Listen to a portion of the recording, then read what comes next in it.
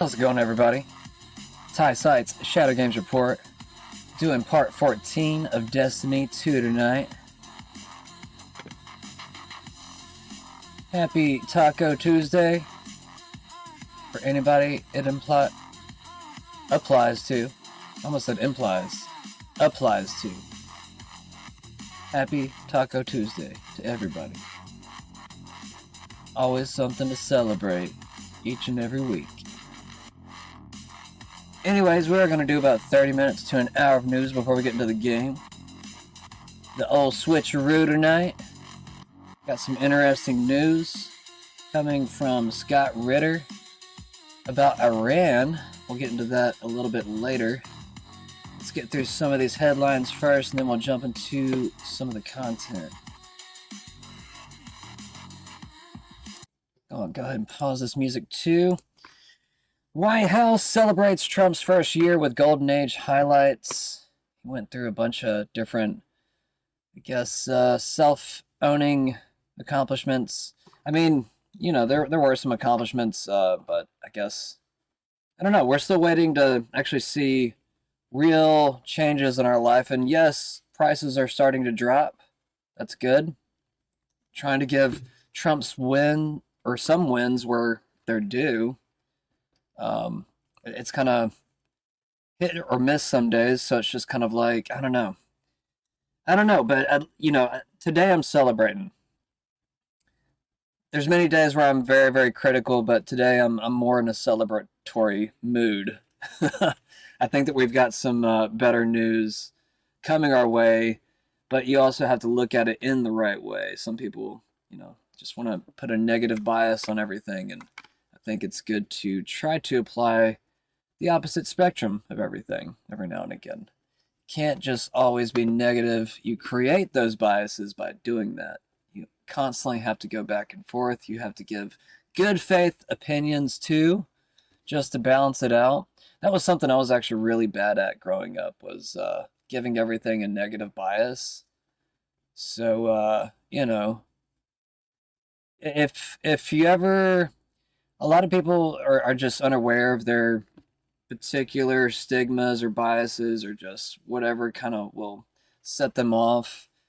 I feel like if people actually go into therapy or anything like that, you usually learn to kind of keep track of your patterns. And, we constantly have to be aware of what's triggering us in that sense. And I'm not trying to, preach to anybody. Well, I guess I kind of am. Sometimes it's kind of good to preach, but I don't know. I'm not trying to be too preachy, is what I'm trying to say. But anyways, back to what I was saying with the news here. Trump accuses Somali immigrants of $19 billion in Minnesota fraud. Trump floats Gaza peace board as possible UN replacement. I think that's some really good news, if you ask me, but I don't know. I mean, I have learned to despise the UN over the years, so maybe it is time or due for some type of replacement. And it seems like he's getting all of the world leaders on board, and these are most of them are elected leaders, so at least the ones that Trump is bringing in. I'm not going to say they all are, but I will say that most of them are. But he's also bringing all of the most powerful nations together, and it kind of works in better favor, I think, of the world if you have elected officials. Just my opinion. But I think it's a lot of people's opinions too. Vance family welcomes fourth child in late July. Or at least I think she has a baby on the way. I don't know if that particular headline is worded correctly, but we'll see in a minute. Putin's tail-wagging prediction resurfaces amid Trump-Greenland push. Supreme Court appears skeptical of Hawaii handgun limits. Suspect charged in vandalism of Vice President J.D. Vance's Ohio home pleads not guilty. Oh yeah, I almost forgot about that. It kind of just flashed in and out of the news so fast. I almost forgot that he did have some type of vandalism. Wasn't it a trans person or something? I can't remember exactly. NASA Astronaut who was struck at the space station for months retires within a year of returning. Who was stuck at the space station.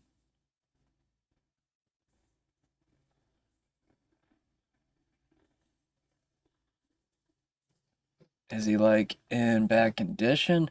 Is this the guy that was stuck during the Biden administration? He returned last March on a SpaceX flight. And NASA said Boeing's next Starliner mission will carry cargo, not people, until thruster and other issues are fixed. I mean, SpaceX is like just popping out rockets every other day, it seems like. We played a video, I think, yesterday of all the rockets that have been shot within the past, I don't know, 15 years or so. It's kind of crazy how long it's been.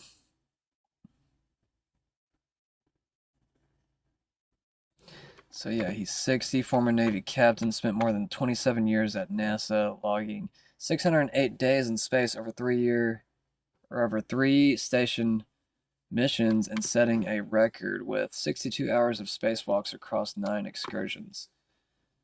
Seems like he put the human body to the test, that's for sure.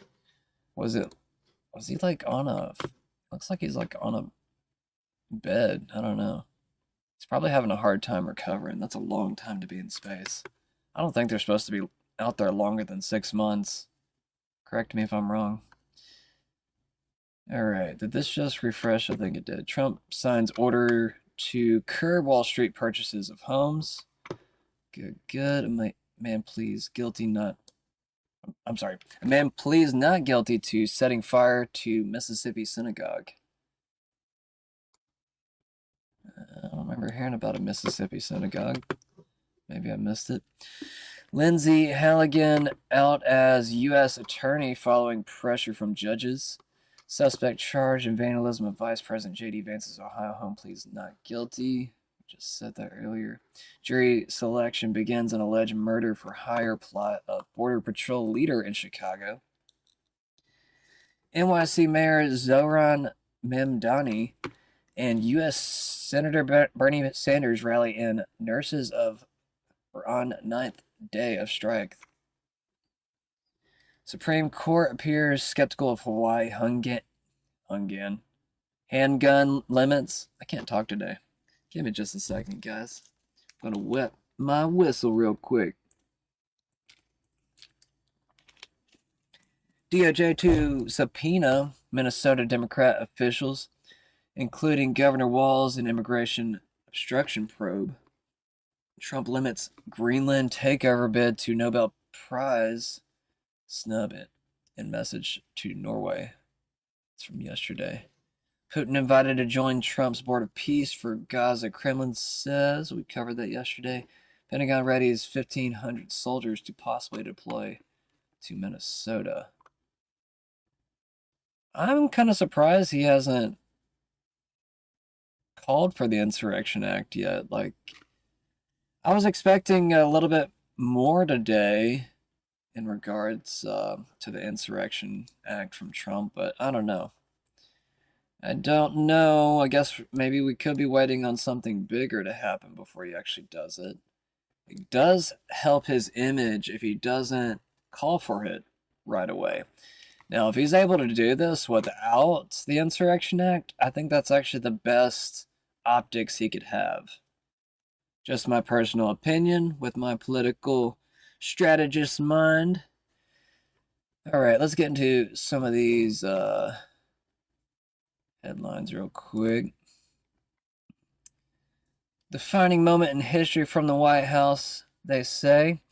A clear mandate from the American people. 365 days later, President Donald Trump is delivering. Patriotism is rising, America is back, and the story is just getting started. Sometimes in history, there's this magic moment.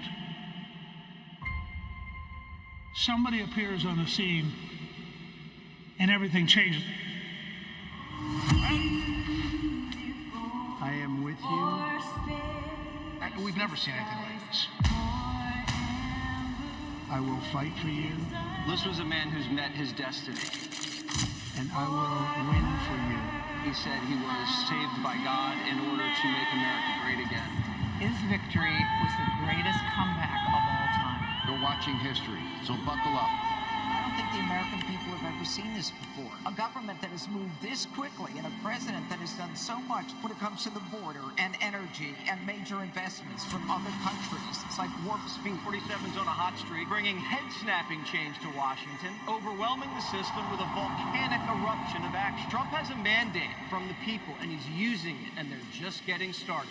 President Trump said on the campaign trail, success will be my retribution. Despite the best efforts of those who would try to censor us, silence us, break us, destroy us, Americans are today a proud, free, sovereign, and independent nation that will always be free. We're going to have one shot at this, and no other president's going to do what I'm doing.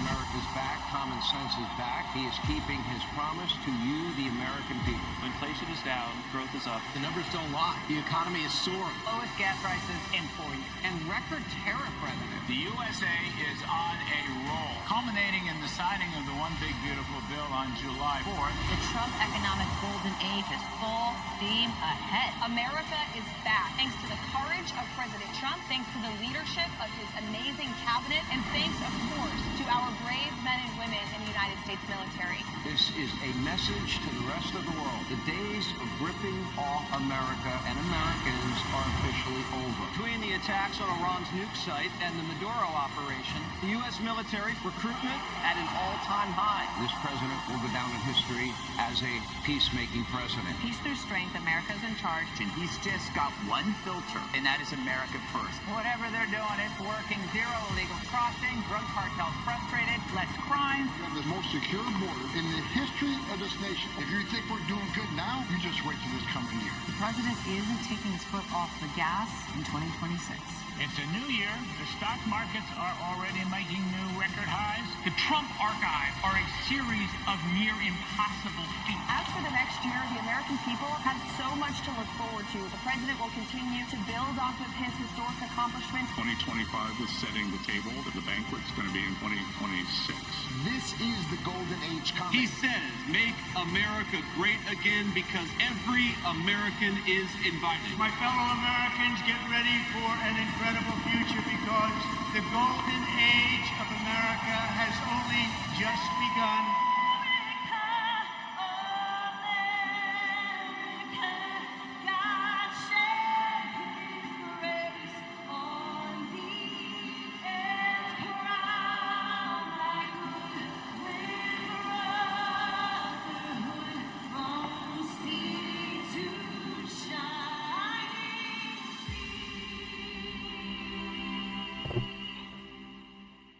He makes everything like a movie, doesn't he? At least the new White House propaganda office, or media office, I don't know what you want to call it.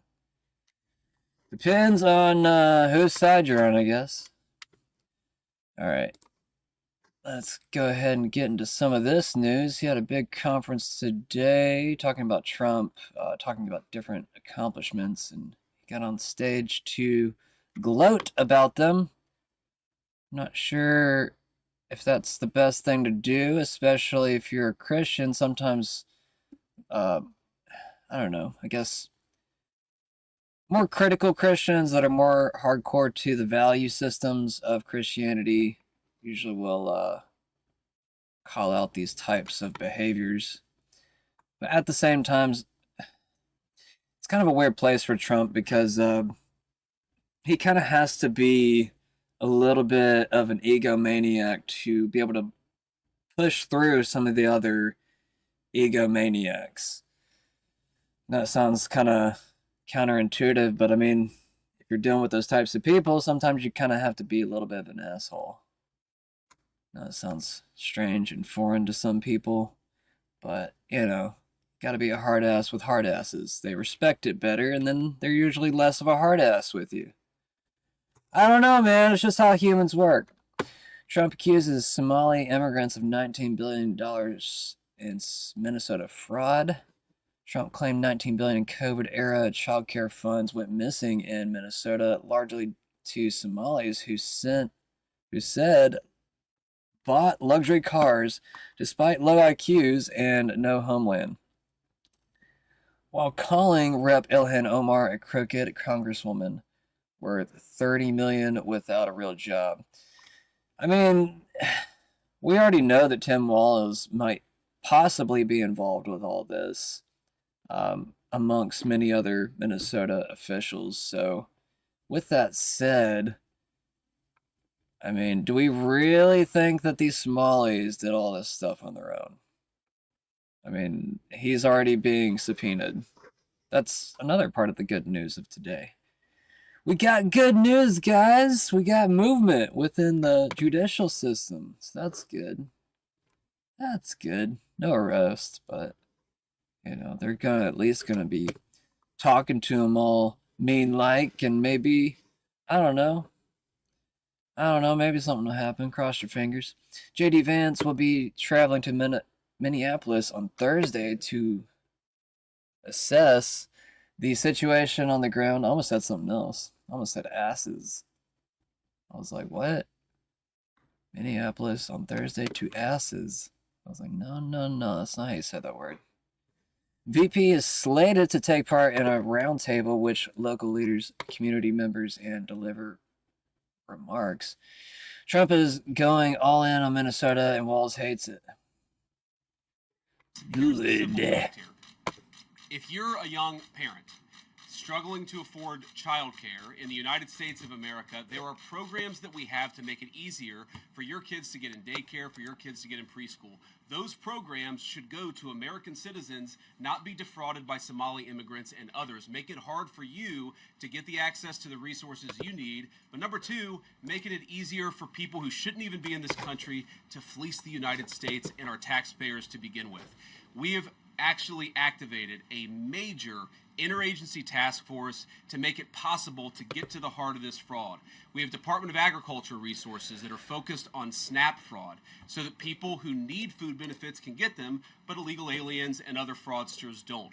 We have over 1,500 subpoenas that the Department of Justice has issued to get to the heart of the fraud ring. We've done almost 100 indictments, mostly Somali immigrants, but also a few others. And of course, we're looking in with broad investigatory authority to a number of the instances of wrongdoing that we've seen in Minneapolis. But we also want to expand this. We know that the fraud isn't just happening in Minneapolis, it's also happening in states like Ohio. It's happening in states like California. And so what we're doing in order to help coordinate this remarkable interagency effort from the Trump administration, but also to make sure that we prosecute the bad guys and do it as swiftly and efficiently as possible, is we are creating a new Assistant Attorney General position who will have nationwide jurisdiction over the issue of fraud. Now, of course, that person's efforts will start and focus primarily in Minnesota, but it is going to be a nationwide effort because, unfortunately, the American people have been defrauded in a very nationwide way. In a very nationwide way. Okay. I think you said all that last week. This is from today. $9 billion at a minimum is missing in Minnesota, given to a large degree by Somalians. They've taken it. I was told that Ilhan, Minnesota is worth $30 million. And she's never had a job. She's a crooked congresswoman. Nobody talks about the fact that $19 billion at a minimum is missing in Minnesota, given to a large degree by Somalians. They've taken it. Somalians, can you imagine? Imagine. And they don't do it. A lot of very low IQ people, they don't do it. Other people work it out, and they get them money, and they go out and buy Mercedes-Benzes, and they come from here, they have no money. Mercedes-Benzes! They never had money, they never had a life, they never had a government, they never had a country. They have no life. Because there's basically no country. There's no country. Somalia's not even a country. They don't have anything that resembles a country. And if it is a country, it's considered just about the worst in the world. They come here and they become rich and they don't have a job. I was told that Ilhan Omar is worth $30 million. She never had a job. She's a crooked congressman. Nobody talks about the fact that $19 billion at a minimum, unless you're a pirate, missing in. You got lots of booty. Wait, that didn't sound right. You know what I mean. Democrats call for President Trump to be removed from office by invoking the 25th Amendment over his Greenland actions. Whatever. President Trump says the U.S. learned new details. I mean, he hasn't even done anything in Greenland yet. What are you guys talking about? What has he done? Trying to impeach him before he does anything. President Trump says the U.S. learned new details after taking Nicolas Maduro into custody, alleging Maduro directly helped steal the 2020 election for Biden. You know, I thought about playing Call of Duty Ghost tonight, and I was like, no, I played too much Call of Duty. I want to play something weird and different tonight. So I played Destiny. I mean, it's not that, well, I don't know. It's kind of different. It's weird. It's weird. There's no denying that. Davos, Switzerland, near the WEF. No kings. Really, y'all? You're on the top of the mountain putting this shit up? Look at this.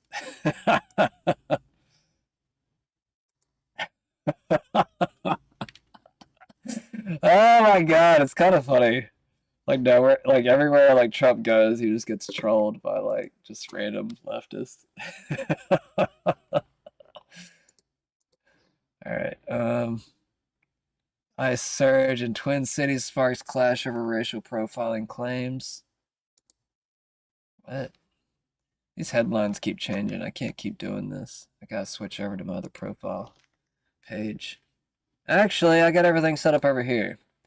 And this is actually tonight's subject, so I'm going to go ahead and switch over to this story real quick, just so I can go ahead and get it covered.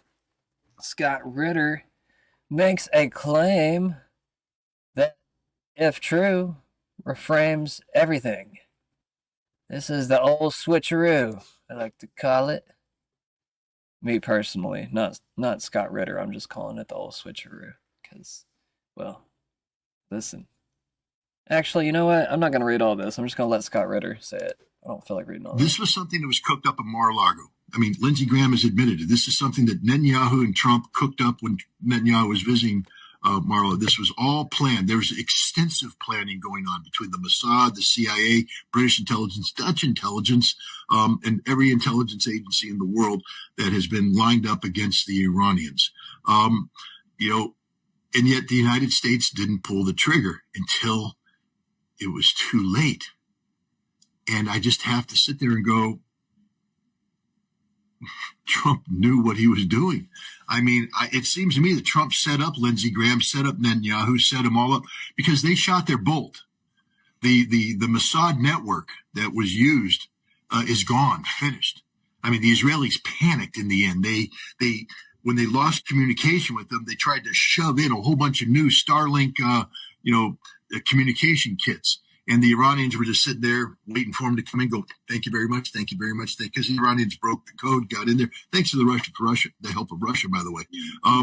So it's all over. That entire network's gone. It took decades to build that network up. It's gone. So Graham knows what happened. There is no capacity to, replicate the opportunity that was lost. Now, he's trying to be nice and say it's not Donald Trump's fault. It's 100% Donald Trump's fault. And you have to ask yourself, was this deliberate? Is it just incompetence, which I can also accept, or was this deliberate? A setup so that Netanyahu and Graham and everybody else stops talking to him about overthrowing the Iranian regime because they no longer have the tools to do so. This is kind of my personal opinion on everything, and this is kind of where I was like leading up towards, at least in my personal belief process. And if you follow my videos on how I've been talking about the whole Iran situation between Israel and Iran and the US and Russia and a few other countries, China, it was all kind of leading up towards this. It was almost just kind of questioning, is Trump actually going to go through with this, or is he trying to push Mossad into this situation, or at least enable them into this situation so that they can kind of fall on their face in front of the world stage?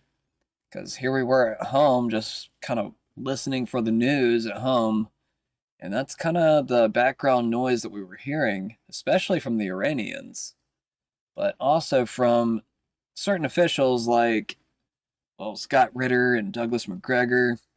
And it also even kind of helps verify their validity, if that's the case. But, you know, I'm not saying that Scott Ritter's 110% correct here. You know, he's given his personal, professional opinion. I think he's a former UN weapons inspector, I believe. So he does have a geopolitical, strategical mindset. And he does try to pay attention to all these things. He's on Redacted all the time. He's on quite a few different channels. I've grown to respect his opinion. If you guys want to go read this post, you can. Laura Abul Official wrote this extensive paragraph, probably adding to what he said here. And she even tagged Drogo here, which I like to cover quite a bit on this channel. All right, let's see. I'm going to go back over here real quick. What am I doing? I'm all over the place today.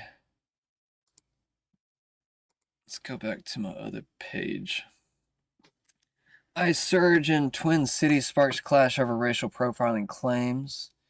Commander Bavino just fired Tim Walz and Mayor Frey for their heated rhetoric, anti-ICE and Border Patrol rhetoric.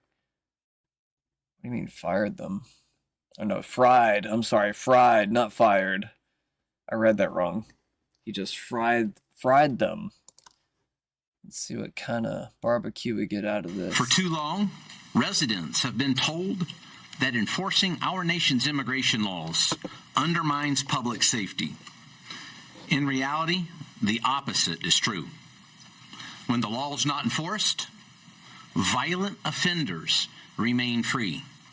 Criminal networks expand, and the community pays the price. Our neighbors, our citizens, our friends pay the price. Rather than confront that reality of which I've just spoken, leaders like Tim Walz or Mayor Frey have relied on heated rhetoric and accusations that distract from the facts. For too long, residents have been told that enforcement. RFK Jr. celebrates first year of Maha progress with Trump. Looks like he had an interview here with Fox here. Fox guy. I think the food pyramid is Jesse really important. Waters. I think it's going to change the food culture in this country. We've been told for 50 years to eat refined carbohydrates and ultra-processed foods and salts and sugar. And it was all politicized science. It was all based upon the mercantile interests of the ultra-processed food companies that had captured FDA. And we've now applied gold standard science. We have the best nutrition scientists from the best universities in this country come together and use real science to design a food pyramid that prioritizes, as you said, proteins, fruits and vegetables, and high fiber grains. And that's what people should be eating, real food. The ultra-processed, we have, because of the old food pyramid, which put Fruit Loops at the top of the food pyramid, we have the sickest people in the world. We have the highest level of chronic disease in the world. Today, about 40 cents out of every taxpayer dollar goes to treating chronic diseases that are food-induced. We have an opportunity to change that now. Our food pyramid will drive changes in military food, at the VA, in prisons, in school lunches, and all of these subsidized programs like WIC and Head Start and the tribal food programs and SNAP. So American food is going to change almost immediately, and it's going to drive market changes as well, so that more and more good food will be available at affordable rates to every American. What's up, Danger Mouse? How's it going? Trump need to can Pam. Also, Gandalf, if you're watching, just another reminder, you are unmuted if you want to talk. Just be nice.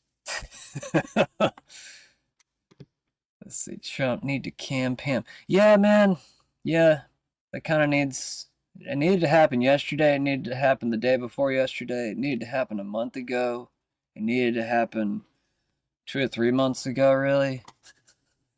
But yeah, I mean, we're really at that point now where it's just like, bro, get rid of this chick.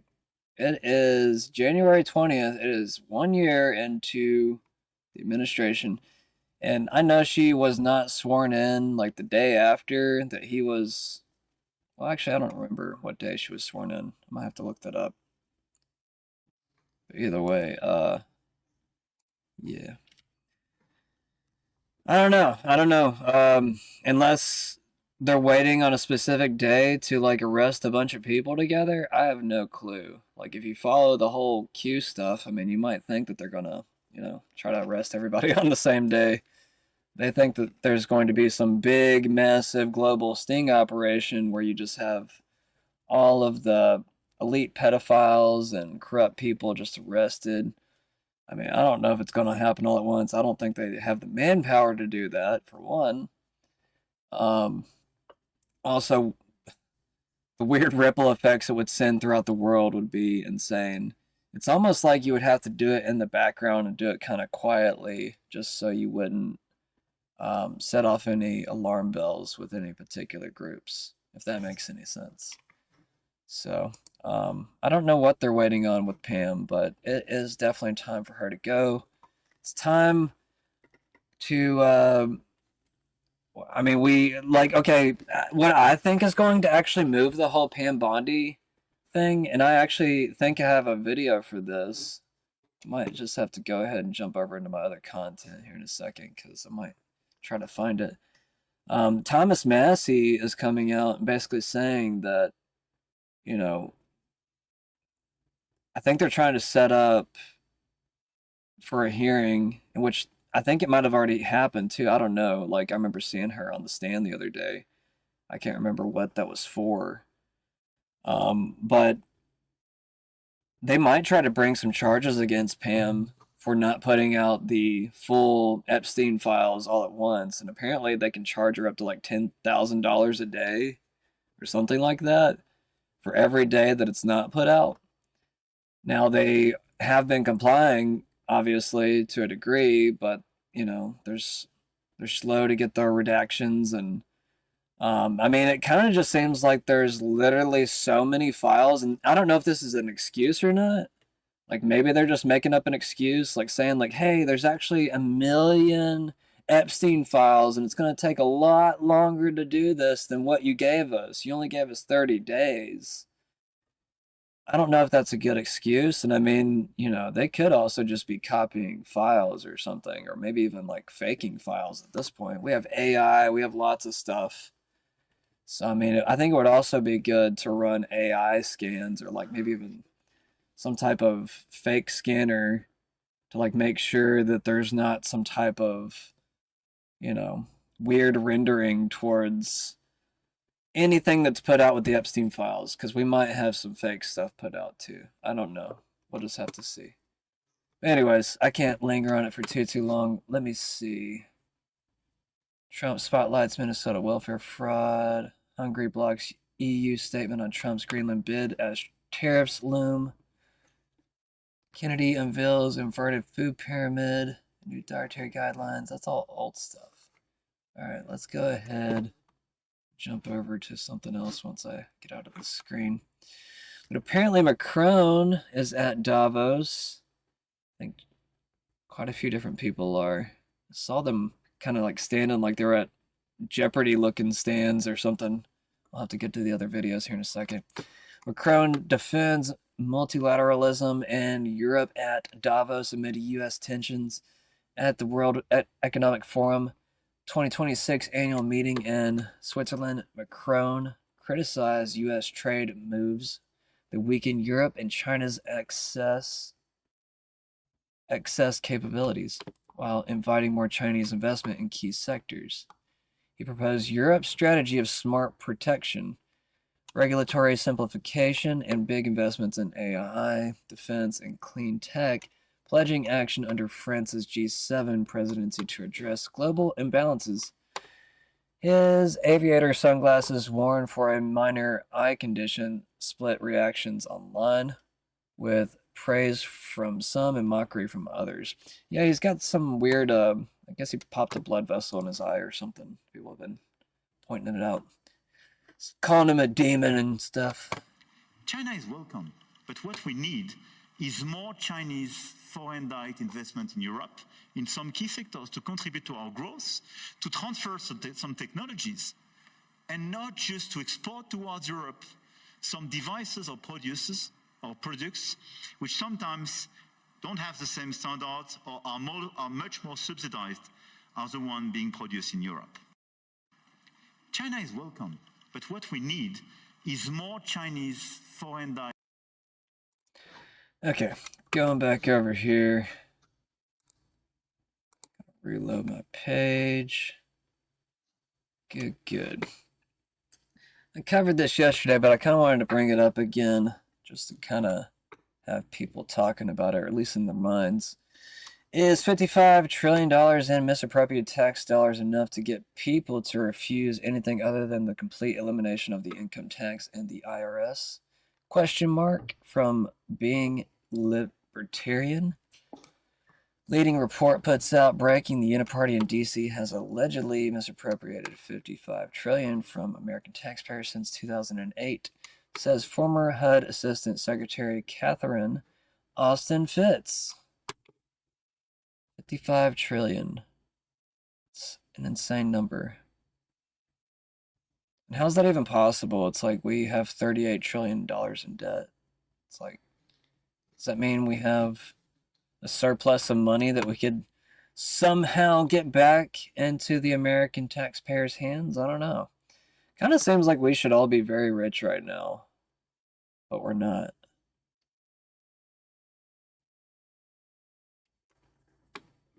All right, we already kind of covered this a little bit with the 19 billion, so I'm not going to cover that again.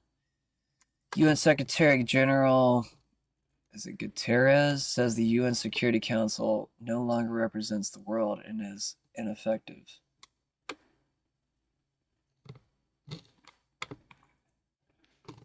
Eric Doherty says right-wing PM Viktor Orban's Hungary has blocked the European Union from issuing a joint statement against Trump's ambitions to acquire Greenland. It is not an issue of the European Union.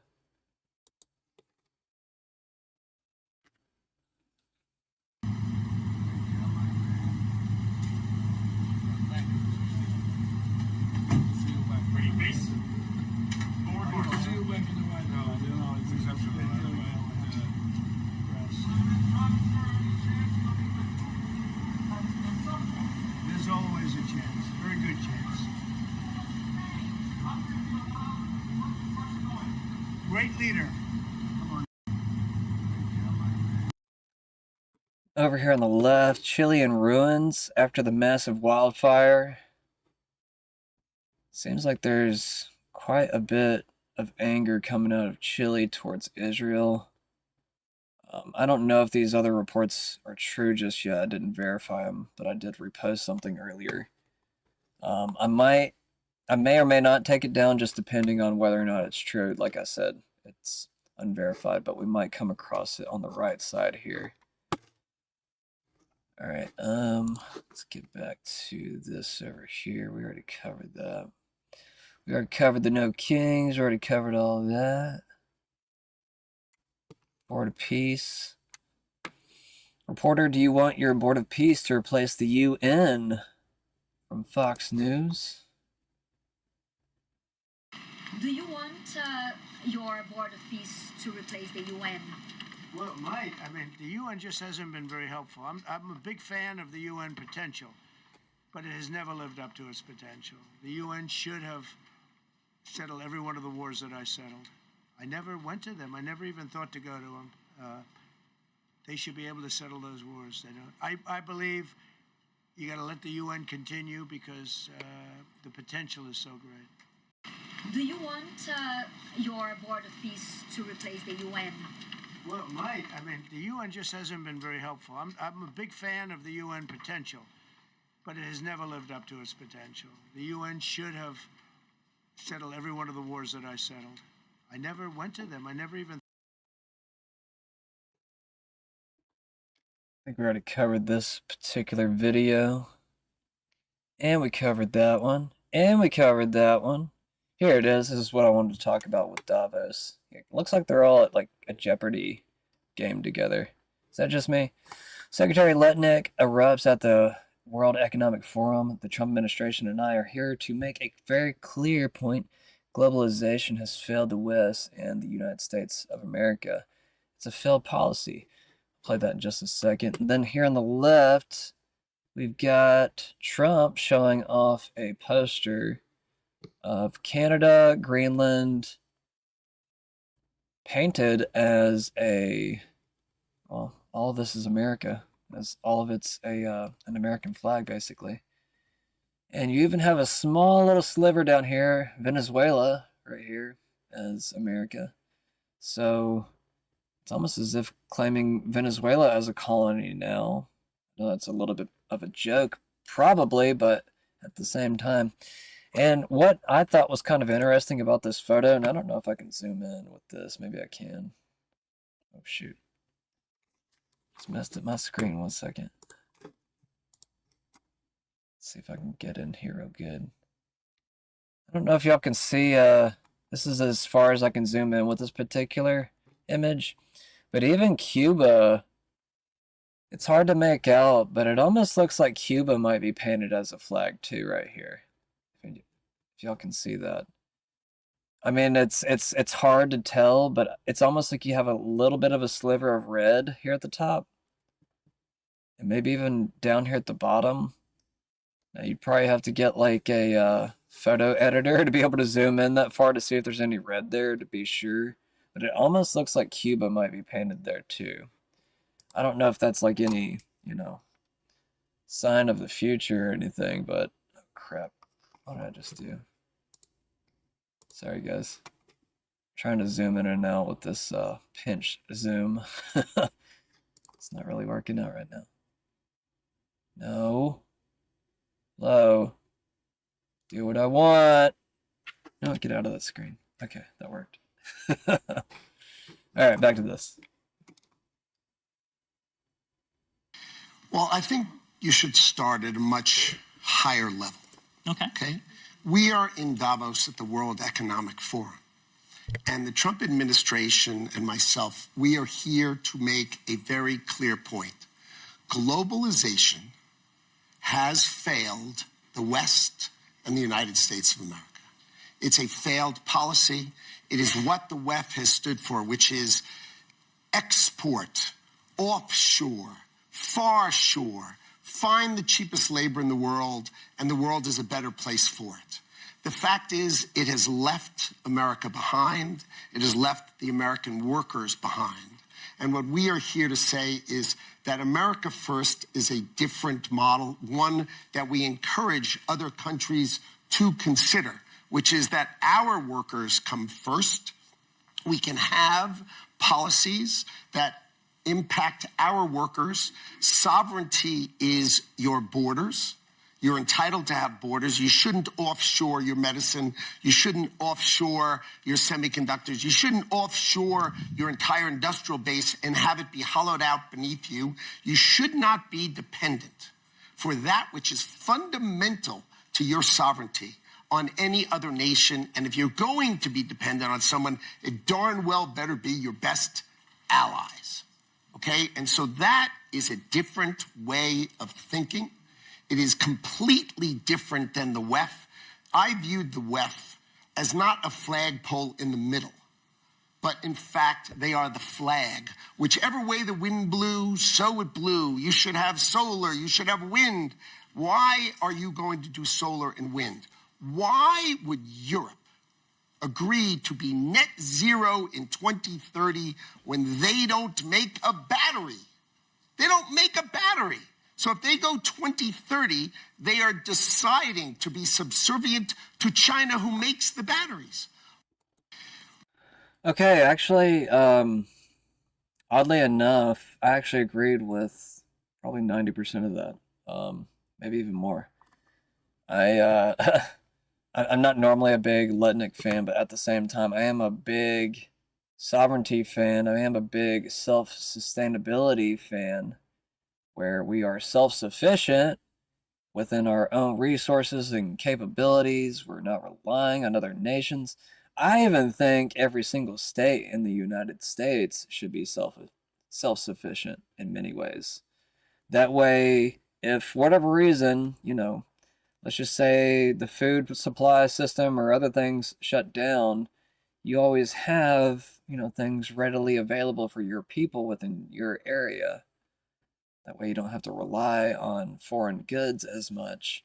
Now, traveling across the world is becoming easier and easier by the day. We have high-speed rail systems. We have hypersonic planes. We have hypersonic drones now that will probably be hypersonic delivery systems eventually. I'm just saying that we have endless capability at this point. We might even have teleportation eventually. I'm not saying we do just yet, but we do have quantum teleportation. That is a real thing. So, if we can teleport information or protons or whatever the hell it is, electrons, I don't know what they're doing. We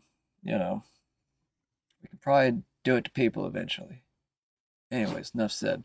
U.S. President Trump threatens 200% tariff on French wine after Emmanuel Macron reportedly declines a Board of Peace seat.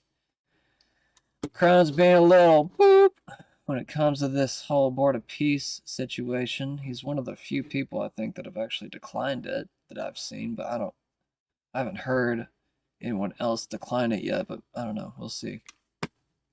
The redheaded libertarian says that Holocaust denial being illegal makes her suspicious and wants open discussion. I think we all do. Do you deny the Holocaust? No, I don't deny it, but I don't observe it as a religion. Yep. This dogma, people say it's 6 million, it's 6 million. And I'm like, I don't know. I mean, do I have to say that with the Nicene Creed? I believe in one God, the Father, and also 6 million. I think that's preposterous, and I think that people should be able to debate it openly. And to tell you the truth, totally honest opinion, I said the same thing to Dave Smith. I really don't know how many people died. I watched all the revisionist literature 10 years ago, and I was pretty confident. Oh, it was wow. like 4 million or something.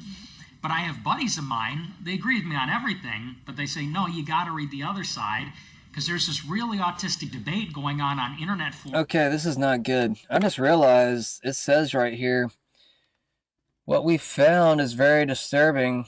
239 non-citizens were found in the jury pool over a 4-month period in a cross-check of our voter rolls. Wow. 14 of these prospective jurors were registered to vote at some point in time. Wow. That's crazy. So we've had literally illegals deciding court rulings over the past few years. I think anybody that's been subjected to that should have their case thrown out, unless you're like a violent criminal, obviously. In that case, I'm not going to care, but maybe even a retrial. I don't know. I feel like that's fair. Give them a retrial. Give them new jurors. Give them American jurors. Like, oh my God, man. Corruption, bro.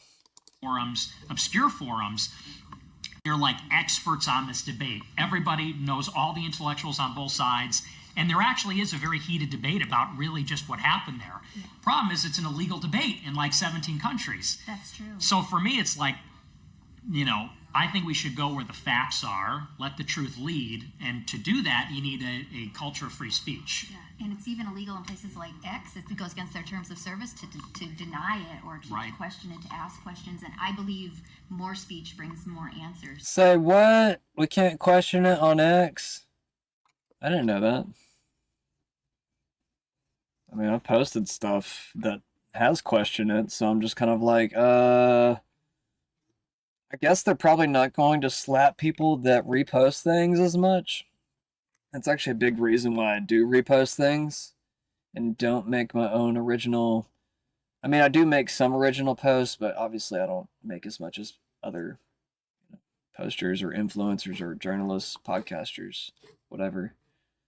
But I mean, it's kind of due to this reason. It's like, a lot of people are actually talking about what I want to say. So I'm just like, why would I want to repeat it if they're saying it, just as good or better than I would?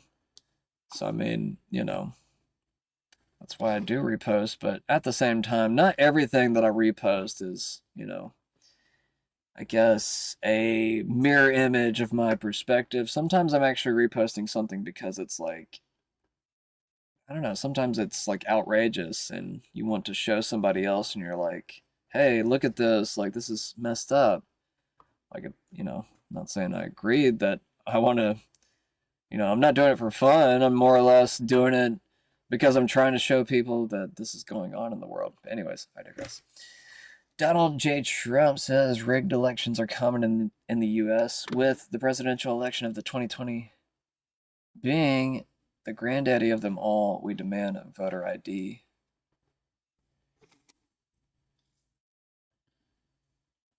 Order, can you respond to Macron saying he will not join the Board of Peace? Nobody wants him, says Trump.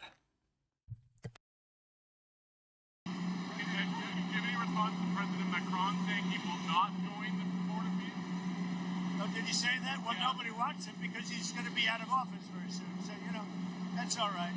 What I'll do is if they feel like Costo, I'll put a 200% tariff on his wines and champagnes, and he'll join. But he doesn't have to join. If he said that, you're probably giving it to me a little bit differently. But if he actually did say that, but as you know, he's going to be out of office in a few months.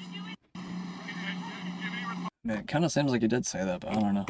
Never actually heard him. Sacre bleu, he probably said, whatever that means. Vladimir Putin on how Europe's leader will behave with Trump. MJ Truth says, or not, no, that's not MJ Truth. I guess that's Putin saying this. You'll see it will happen quickly. Soon they will all stand at the feet of the master and will gently wag their tails. Everything will fall into place. Что изменилось, что ли, со времен Байдена? Да ничего не изменилось. Они с удовольствием выполняли любой приказ со стороны Вашингтона при Байдене.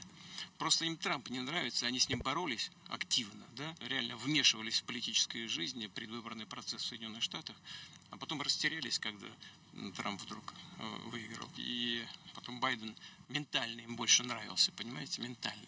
А у Трампа другие представления о том, что такое хорошо, что такое плохо, в том числе в этой гендерной политике, в некоторых других вопросах, им как бы не нравится это. Но я вас уверяю, Трамп с его характером, с его настойчивостью. Что-то изменилось, что ли, со времен Байдена? Да ничего не изменилось. Они с удовольствием выполняли любой приказ со стороны Вашингтона при Байдене. Просто им Трамп не нравится, они с ним боролись активно, да, реально вмешивались в политическую жизнь, предвыборный процесс в Соединенных Штатах, а потом растерялись, когда Трамп вдруг выиграл. И потом Байден ментально им больше нравился, понимаете, ментально. А у Трампа другие представления о том, что такое хорошо, что такое плохо, в том числе в этой гендерной политике, в некоторых других вопросах, им как бы не нравится это. Но я вас уверяю, Трамп с его характером, с его настойчивостью, он наведет там порядок довольно быстро. И все они, вот увидите, это произойдет быстро, скоро, все они встанут у ноги хозяина и будут нежно помахивать хвостиком. Что-то изменилось, что ли, со времен Байдена? Да ничего не изменилось. Sounds like good. Pretty good to me. Они с удовольствием выполняли любой приказ со стороны Вашингтона при Байдене. Просто им Трамп. All right, MJ True Ultra says Vladimir Putin on how Europe's leaders will behave with Trump. You'll see it will happen quickly. Soon they will all stand at the feet of the master and will gently wag their tails.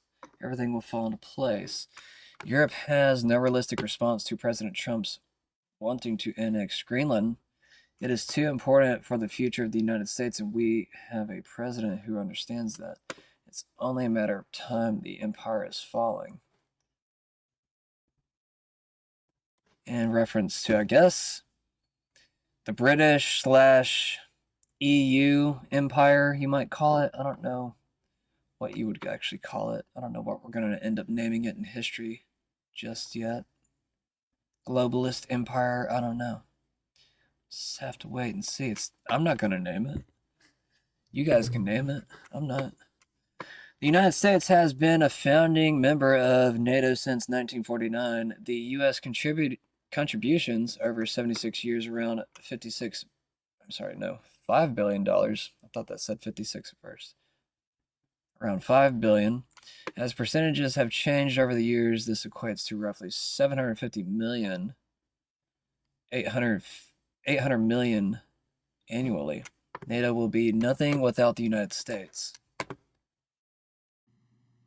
So just take a step back for a second. Could you imagine saying to a British taxpayer, a Dutch taxpayer, a German taxpayer, a Swedish taxpayer, Norwegian taxpayer, by the way, we want you to give 5% of your GDP to defend the US southern border?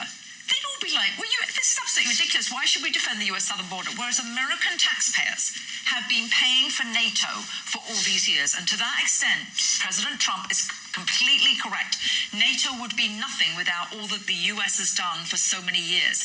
And I will say that Denmark isn't capable of defending Greenland. They really aren't. And with all those rare earth minerals, with the now impending threat from China, the impending threat from Russia, you do know that they don't have the icebreakers that they need. You do know that the Russians have them, that the Chinese have them.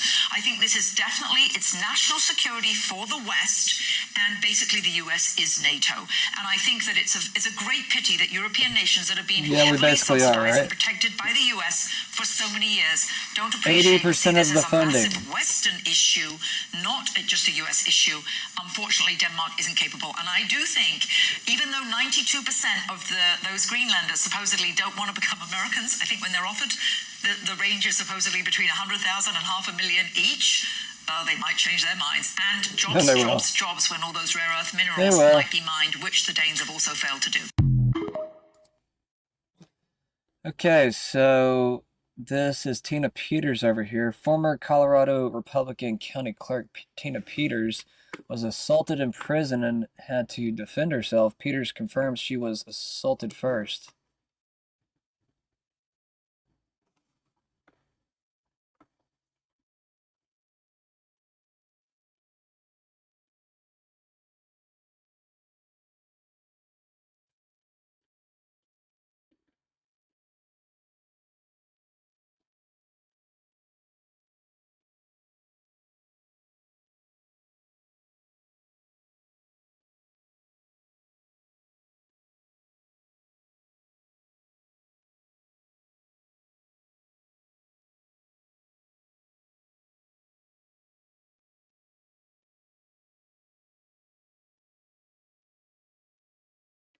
That's not a good look.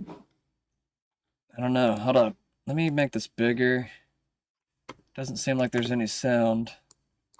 We're gonna go back to about right here where she's gone to the door again.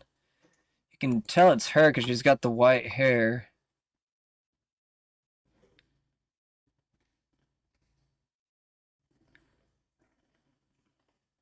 And for some reason, this lady comes around the corner and grabs her little cart, pulls it back violently.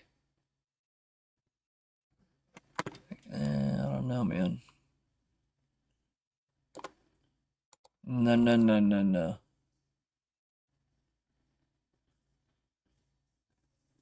No. I'm sorry.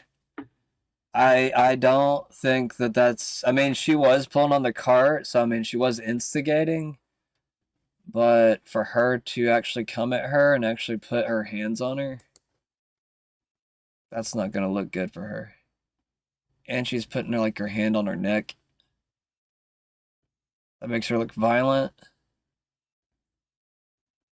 Yeah, the court's not gonna like that. Not a good look at all.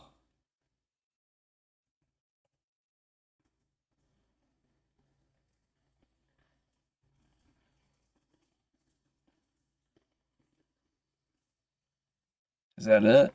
I guess that's it.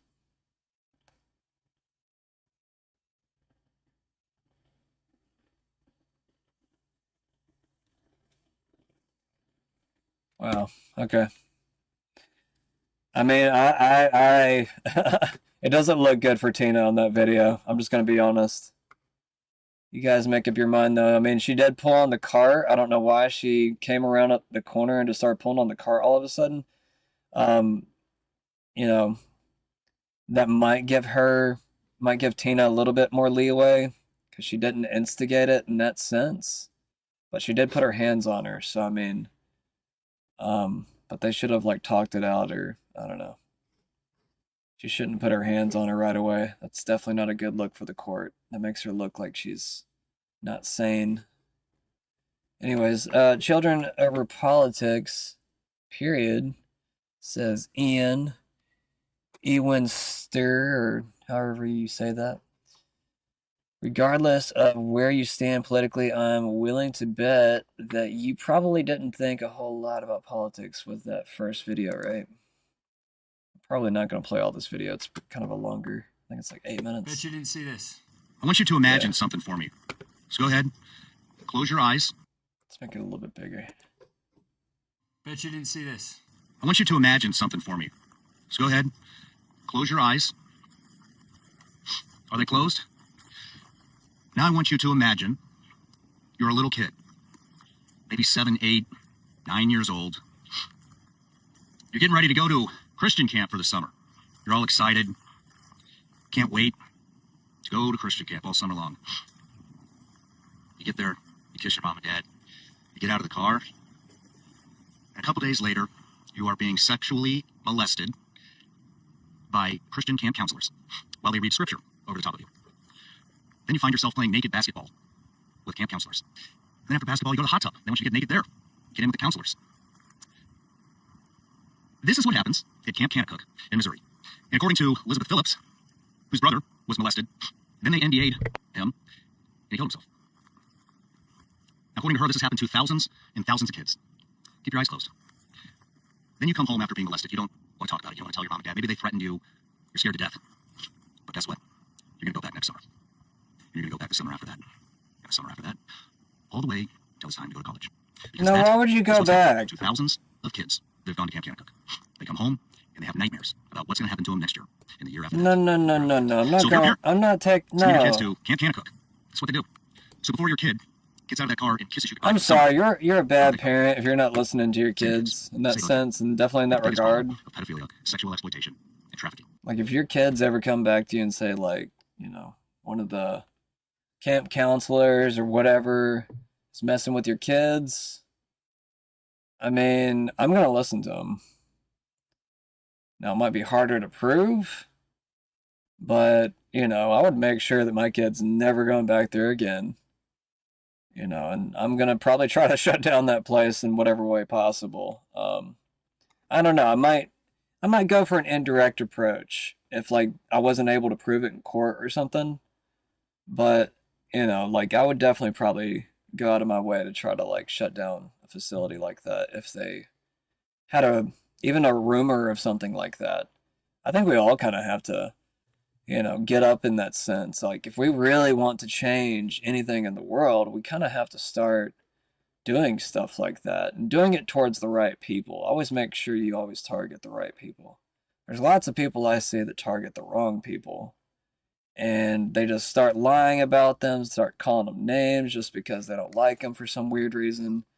And it's like, you know, if you're gonna like make a bunch of weird claims about somebody, you better have a good, I don't know, bread trail or something to go off of. Because if you don't, you could probably go to jail over it and or just end up with a bunch of charges. You know, whatever. Anyways, I'm going to stop it right there. That video's got another 6 minutes on it, so I'm just going to stop it right there. And I mean, it's, you know, it's basically talks about the same thing throughout most of the video. He gives his opinion too. Either way, we're going to move on. President Trump announces the United States has extracted 50 million barrels of oil from Venezuela in just 4 days.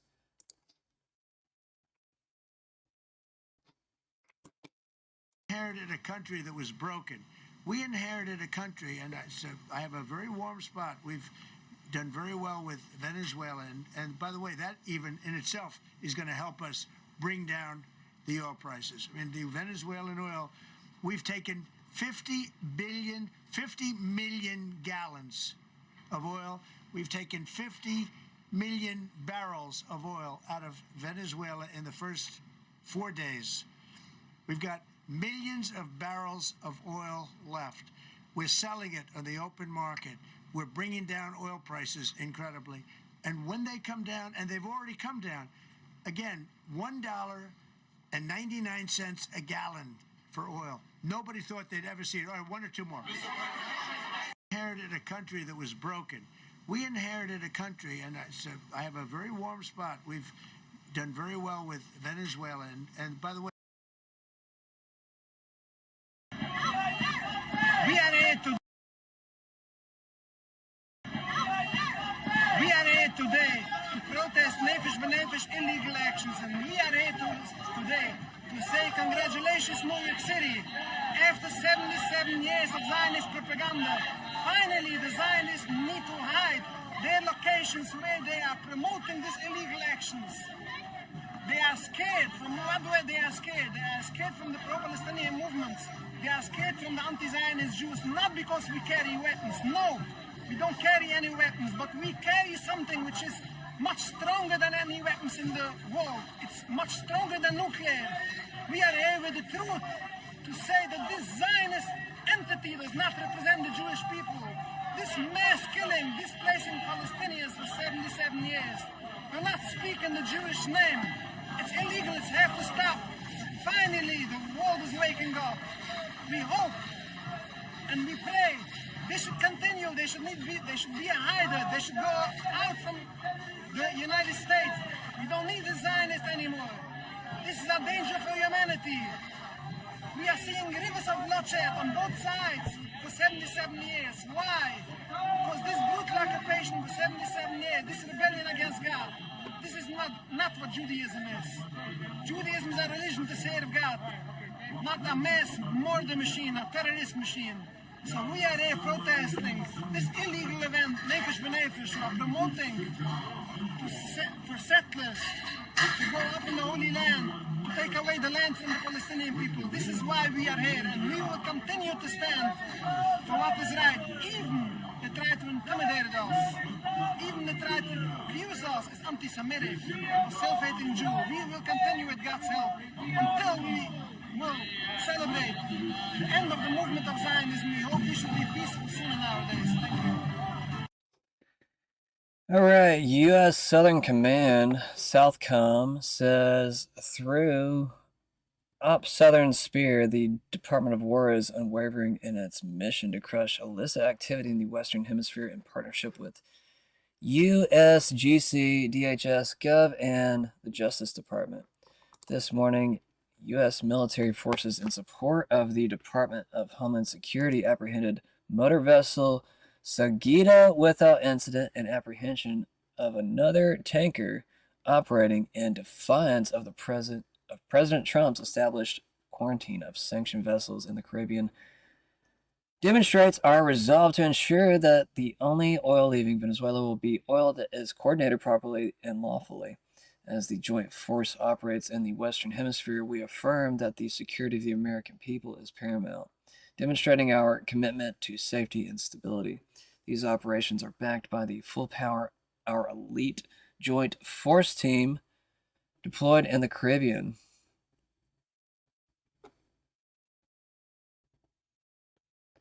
Unclassified. Get that off the screen. Martin Luther King Day. That was yesterday, wasn't it? I think so. I don't know.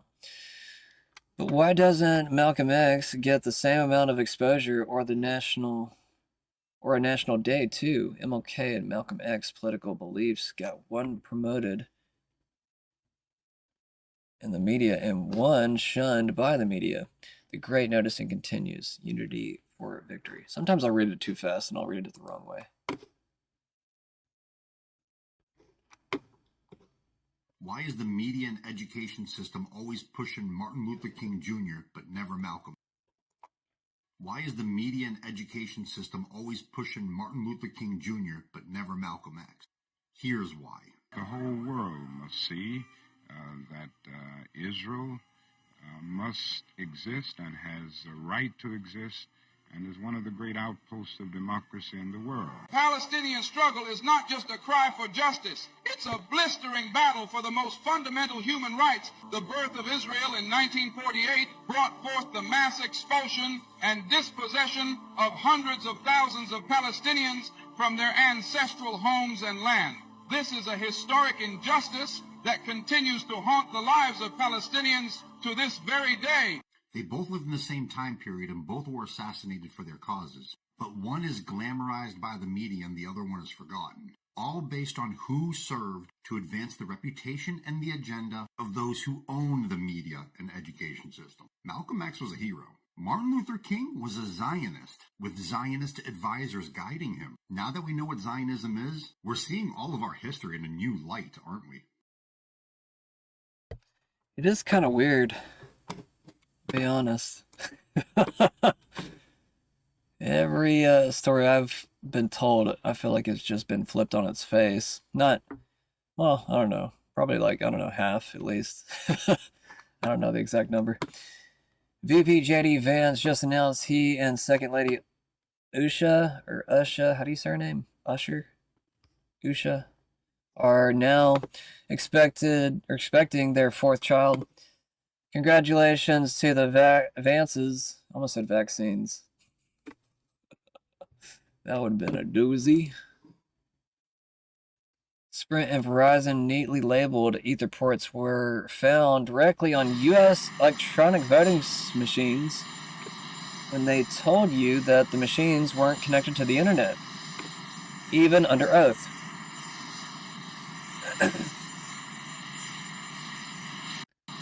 Apparently they were hooked up to the wireless internet. Computer experts made their own search program and found over 35 voting machines across the U.S. still connected to the internet, even though there are no elections going on. Experts also found that the software used in our elections was able to remotely access voting machines and manipulate votes without even waking up the machine, keeping the screen black at the physical location of the voting machine. This would mean nobody would even know someone was accessing the machine remotely and making changes. This should tell you everything you need to know. Pass the SAVE Act, get rid of all mail-in ballots, electronic voting machines, and third-party companies connected to our elections. For voting machines. Oops, I didn't mean to click on that. Why is there a Sprint thing here and a Verizon thing here? Our voting machines are not connected to the internet. Those are not connected. Voting machines themselves are not connected to the internet. And we knew that wasn't true. And cybersecurity expert Kevin Skoglund wanted to prove it. So he and 9 other independent security consultants created their own search engine looking for election systems online. We found over 35 had been left online, and we're still continuing to find more. I'm not suggesting that you guys had modems in your tabulators, but what I want to point out with that is the CEO actually testified before the Senate that they had no connection, and yet it's verifiable in emails and so on that they had connections. So with that in my mind, I'm sitting here going, yes, they're telling folks here there is no connection. So I looked into a little bit more of what was going on with this specific equipment, the model that you guys have. And what I discovered was that there are features inside this particular Dell model that can be used for remote access capabilities. There are 6 USB ports. 2 of them allow for waking up the computer with various things that occur on those 2 ports. And there's actually 6 ports in use on the EMS here in Otero County. And something I haven't been able to do, but would like to be able to do with the appropriate authority, is to find out a little bit more about what those are connected to. The reason is those 2 ports can wake up the machine when you don't expect it to, and it can be woken up because of specific technology that's in this machine where it doesn't turn on the screen. and can be woken up because of specific technology that's in this machine. I didn't slow that down. It's doing that on its own. Whoever made the video did that. Alright, we got some cult news here. I mean, it's gonna be maybe new for some people, but I guess anyone that keeps up with this stuff may already know it. It just depends on where you're at with your esoteric knowledge and blah blah blah. But yeah, anyways. Phoenix Dragon posts a lot of this stuff. If you ever want to look into it yourself, there's plenty of other people, obviously, but anyways, it is said that the cult of the Talmud and the Kabbalah are satanic. The name of the 13 Illuminati families is evoked, and then the meaning of the Aldobrandini family in Italy is dismantled. Whatever. Aldobrandini, the devil's people. Oh, really? Wow. Okay. Alrighty. It's just in the name. It's just right there, huh? The Talmud and the Kabbalah are satanic. The Babylonian cults. Talmud. Is Yes, that what it is? yes. Okay. Those are satanic cults. And are those satanic cults controlled or were they created by these ancient Iranian bloodlines? Yes, they were. They Please were. expand. For instance, the Aldobrandinis. I'm gonna make it bigger for y'all. The Talmud and the Kabbalah are satanic. The Babylonian cults. Talmud. Is Yes, that what it is? yes. Okay. Those are satanic cults. And are those satanic cults controlled or were they created by these ancient Iranian bloodlines? Yes, they were. They Please were. expand. For instance, the Aldobrandinis. Aldobrandini is one of the ancient Iranian bloodlines. It's a famous Italian family. And Al is the, Dob is devil. Dini. The people of the devil. Yeah, the people of the devil. Wow. So they're definitely satanic. They're proud of it. They're open about it. We have a website, lorenmarais.info, and we have a Rothschild ball with photographs of the Rothschilds and their guests and members of their family doing satanic practices. This is the masked ball photos? The masked ball. And by the way, they're called Venetian masks, aren't they? Yes, they are. Right. Yes, yes. Venetian mask.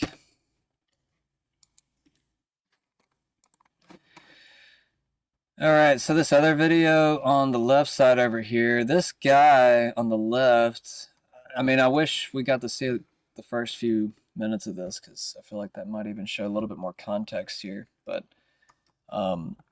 this black man, I guess, pulls a knife on this white guy walking with his wife, and some other people start filming, kind of start interjecting. That kind of makes the black man want to put his knife away. And I think that's whenever you have the white man starting to attack him. I don't even know why I reposted this, but it popped up in my feed last night. I thought it was kind of interesting. But it's interesting to see a lot more white men starting to kind of stand up to, I don't know, I guess, what would you call it?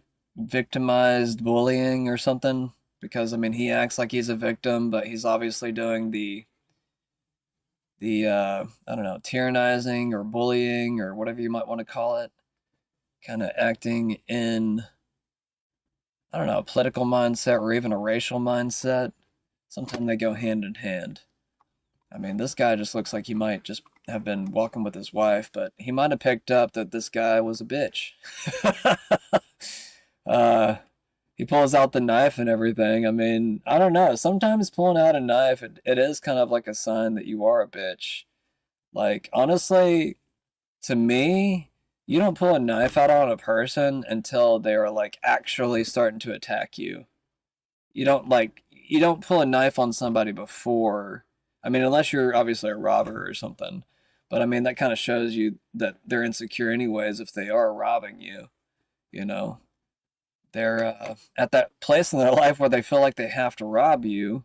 So they definitely are insecure. That's why they're usually, unpredictable. Emotional, crybabies even. And he allowed himself to get beat up. I mean, he had a knife. I don't know what happened there. That was kind of weird.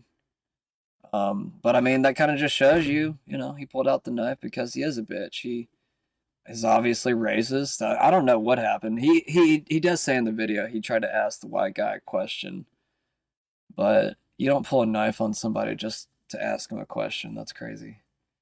Anyways, we got more cult news on the right. I don't know why I posted all this, but this is the last one. It's only 24 seconds long. The 13 families researched the 13 satanic bloodlines.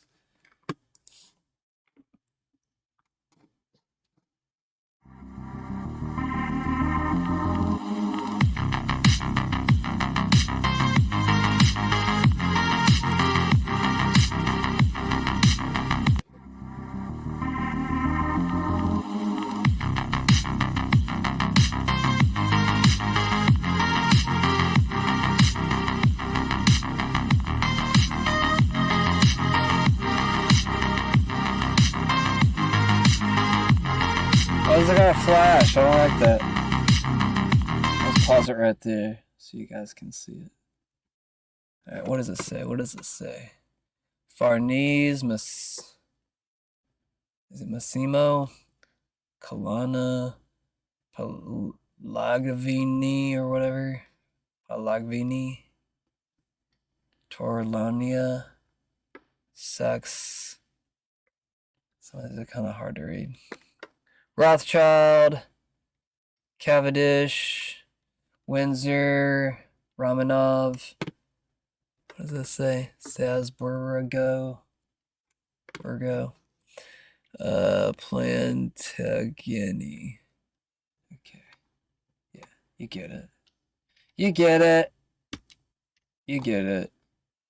Stop Wall Street from competing with Main Street homebuyers. Also, it'd be kind of neat to see a lot more investment towards the American people so they can start up their own businesses. Maybe even less incentive towards immigrants to start their own businesses. And I'm not saying, you know, push out all the immigrants that are here legal, that already have great restaurants. We all love your food. Don't leave. I'm not trying to run out the good people that do a good job. Like, honestly, I love those people. Like, you walk into those restaurants, they treat you like a king, and they give you great food and everything else. You know, I mean, obviously there are some restaurants that can do a lot better, but, you know, there are a lot of good foreign restaurants, and, you know, not all of them will treat a white man like trash. I feel like that's the new standard now. If a restaurant will treat a white man with respect and give him, you know, great service, not because he's white, but because, you know, he is like everybody else, you know, that's something that can definitely be a good measurement of where someone's at mentally also, maybe. Censored Human says, maybe for some we have the wrong nationality, the wrong faith, the wrong skin color, but we are humans and we should be treated as such. Is there a UN charter for Israel that is different from the charter we all have? Tell us. I've played this video before. I'm going to play it again real quick. Those against?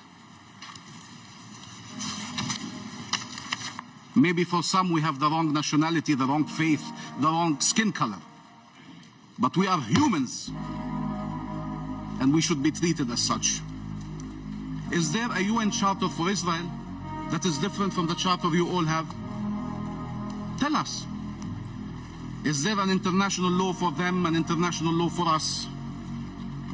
Do they have the right to kill, and the only right we have is to die? What the hell does Israel need to do more for this council to act under Chapter 7? What more can they do for this council to act under Chapter 7? I'm going to stop it right there. I've played it quite a few times on this channel. I don't know. It was in the feed, so I felt like reposting it again. At the Federal Reserve, independence does not mean no oversight. Since last summer, I have called for the Fed to undergo its own internal investigation, a call which has not been heeded, but the American people and financial markets alike deserve more transparency from the Fed. Is President Trump committed to the independence of the Federal Reserve, Mr. Secretary? Of course he's committed to the independence of the Federal Reserve, but independence does not mean no oversight. But doesn't this undercut the independence of the Federal Reserve that the Justice Department is investigating renovations? There are renovations at the White House. The renovations at the White House are not the $700 million, more than $1 billion, $1.5 billion, the over budget, Kristen. And the White House, that is being paid for with private funds. If I want to buy a new chair for my office at Treasury, that is an appropriation. Just to understand, the Federal Reserve has magic money. They print their own money. So when you have no oversight, why not have a little sunlight? Kristen, I have called since last summer for the Fed to do its own internal investigation, and that has not been heeded. Not been heeded. And again, I don't know about you. When I receive if I were to receive inquiries from the Justice Department, I would answer them. They went unanswered. Simulator D2D says, unironically, I can't talk right now.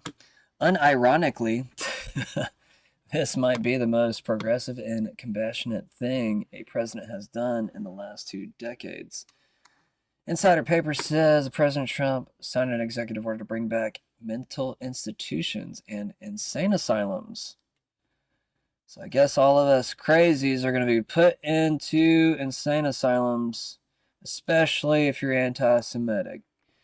Is that where this is going? Everybody's crazy if you're anti-Semitic.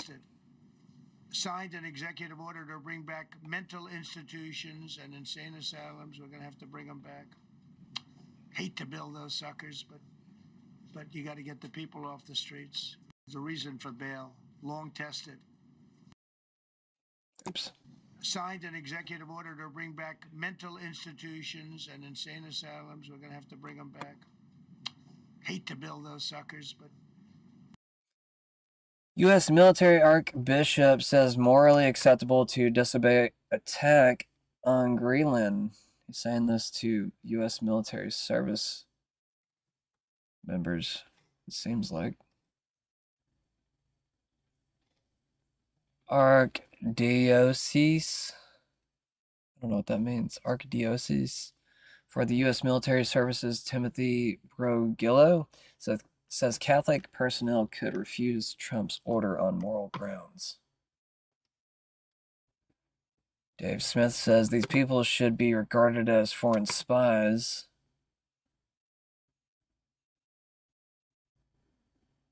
Oh, he's referring to, I think, Lindsey Graham. I don't think that post is in alignment with the sequence that I posted it in. It's not in the right order. It should be next to a different post. It's in reference to all the posts that Lindsey Graham has made over the past, I think it was over the past few years, how many he made towards South Carolina versus foreign nations. And there was like basically no post towards South Carolina from what I could tell. At least that's what the posters were saying. And he had like, I don't know, I think 80 to 90 different posts about different nations. You know, foreign aid and all this other crap. Yeah, anyways. Moving on. Dr. Annie Andrews is running to unseat Lindsey Graham, who's been occupying South Carolina since 2003. America, this is one of the most important opportunities you have to materially improve your lives ever. Yeah, vote him out. Get him out. I'm tired of looking at him. How are you going to enforce your edict on me? Just out of curiosity, says Scott Jennings. I recognize you haven't reviewed all the material anymore. But you have the diverse, the percentage. Who are you to tell me what I can and can't? I've never met you, brother. Listen, I can say whatever I want. They're illegal aliens, and that's what the law calls them, illegal aliens. That's what I'm going to call them. Right. Listen, You can't say illegals anymore because ICE is directly targeting legal citizens of this country. And I How are you going to enforce your edict on me, just out of curiosity? Listen, I understand. But just listen to his point about illegal. No, I want to know why he gets to instruct You're my changing the students. topic. Hang on. I want to know. You're making a point, making an about the emotional people plea. being arrested. Go I ahead. understand that your job is predicated on just getting increasingly more demented every single week, and that the audience comes back to see if perhaps Make your point. My point is that you're saying the word illegals, but it's in you federal don't even law. really know what's happening. Or actually, I think you do, and Sure, you're I do. doing this on purpose. But Yes, the truth because is, I want the law enforced. they are not just targeting illegal immigrants. They are targeting natural-born U.S. citizens. They are not. That is a fact. You They are cannot not. deny that. I mean, you can on national television. They are You deny not. facts all the time. They You've are done it a not. couple times in this very episode. I still want to know how you're going to enforce your language edicts on me. We'll take that up. How are we going to enforce it? We're going to take that up in the break. Oh, for God's sakes.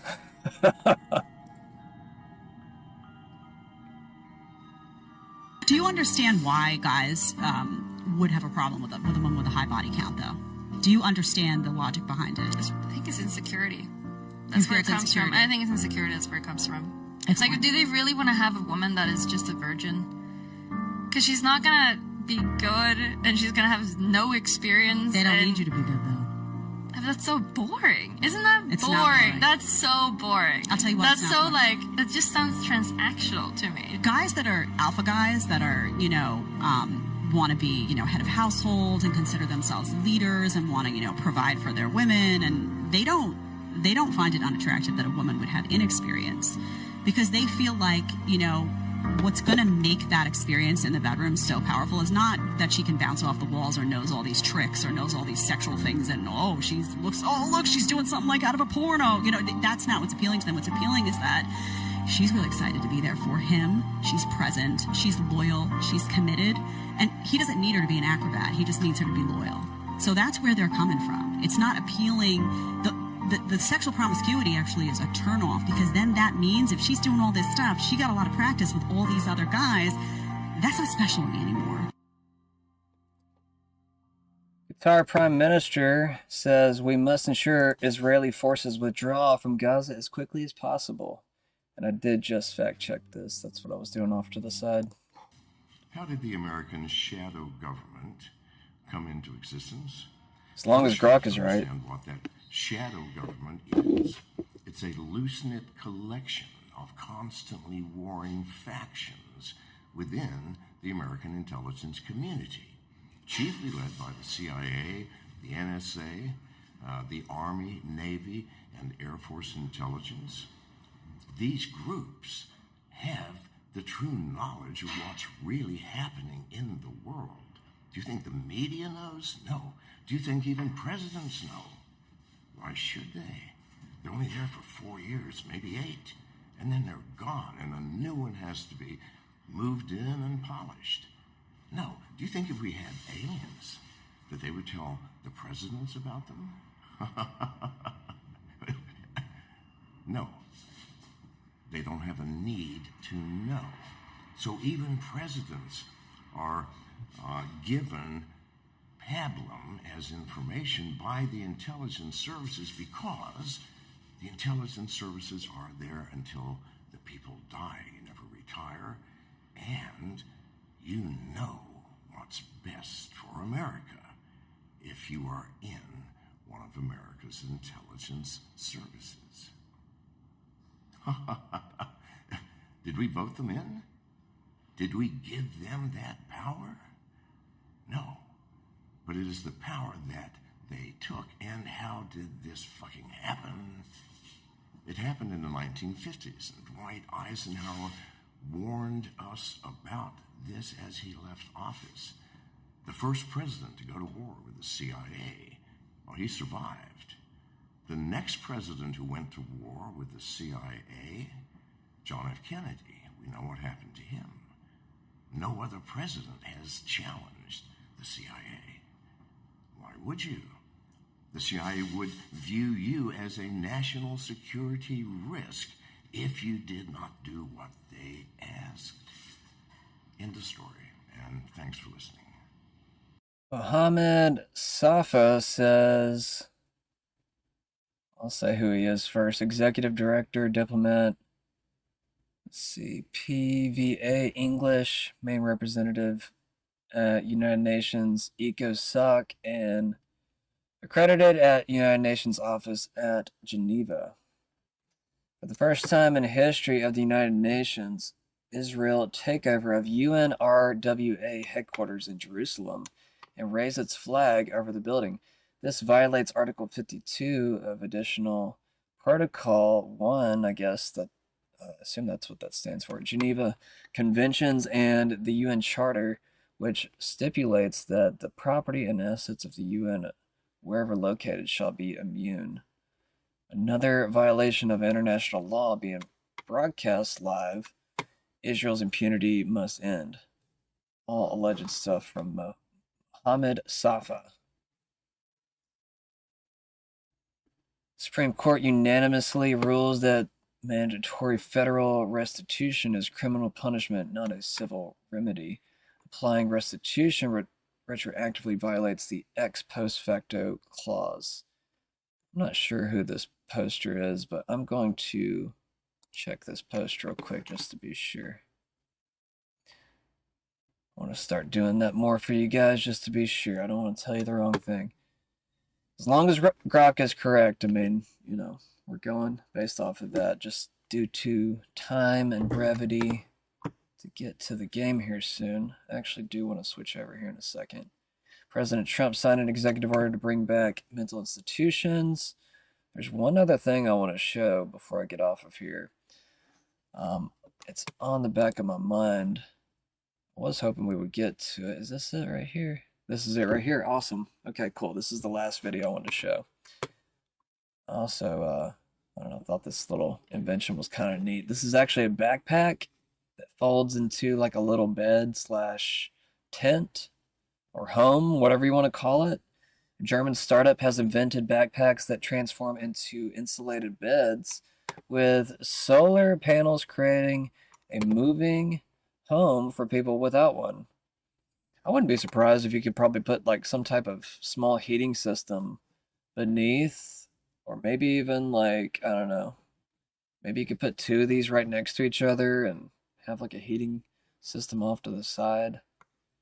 I don't know. Anyways, President Trump says he's going to give out $2,000 tariff dividend checks to middle-class Americans without Congress. This is huge for the midterms. $2,000 dividend and pay down debt.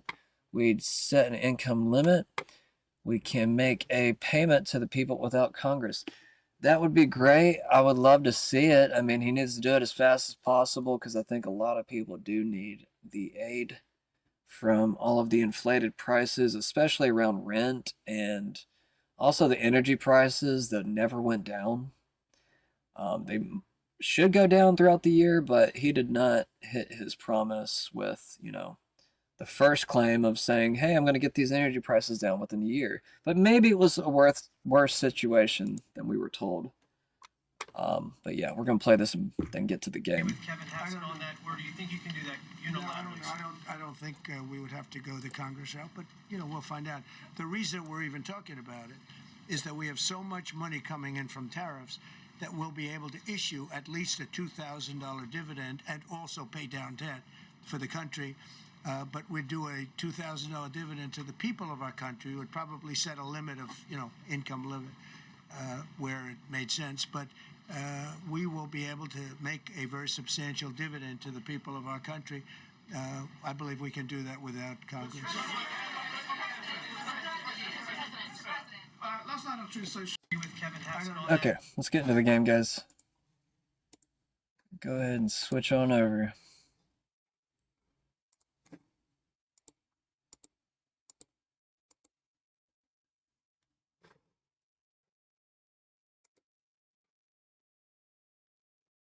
Let's go ahead and start some music up too.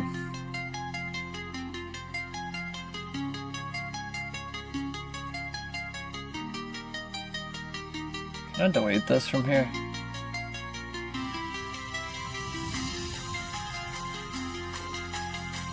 I don't know if that deletes the file, but I'm gonna start getting rid of certain songs that I don't like.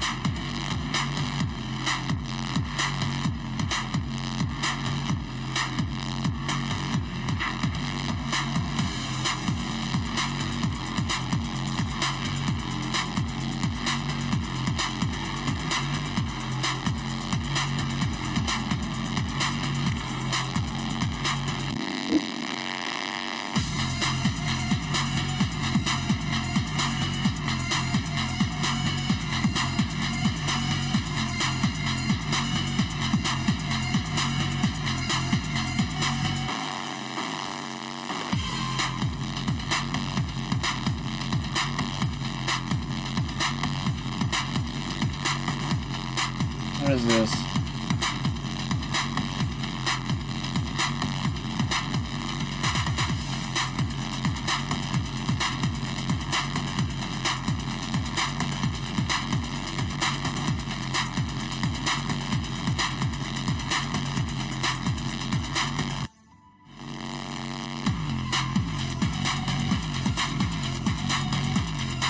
I don't get it.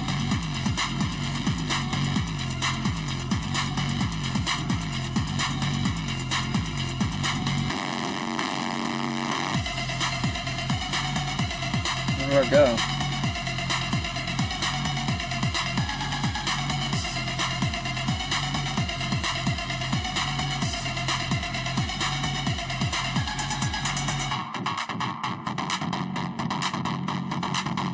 Oh, here it is.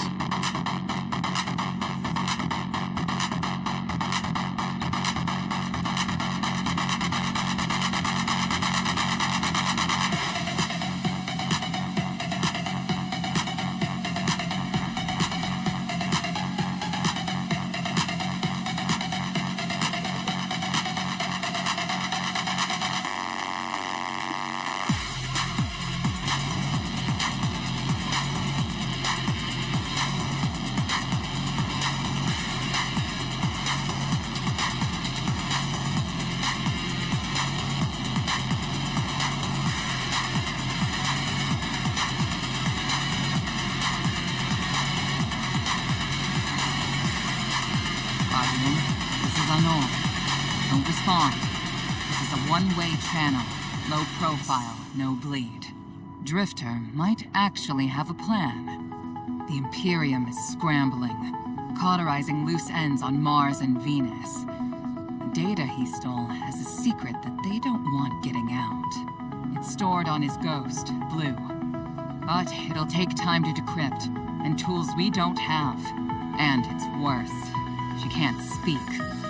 Spider wants to help us. He's willing to give us the ghost parts we need to repair Blue.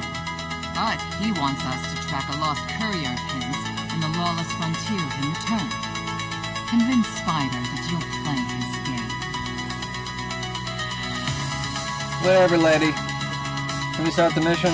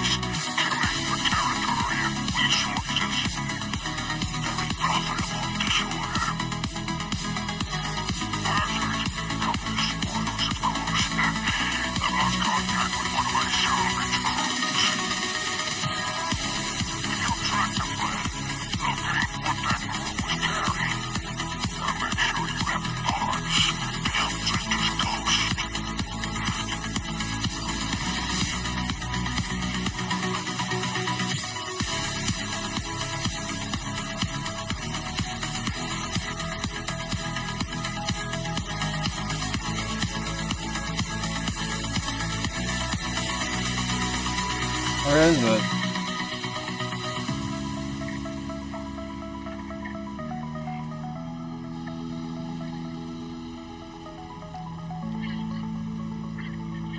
I don't get it.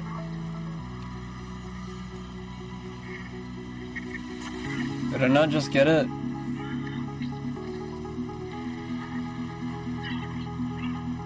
Why do I still have that?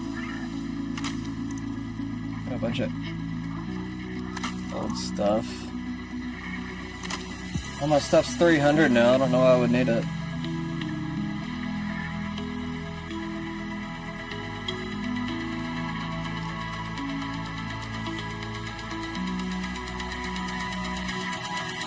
I don't know. Where am I going?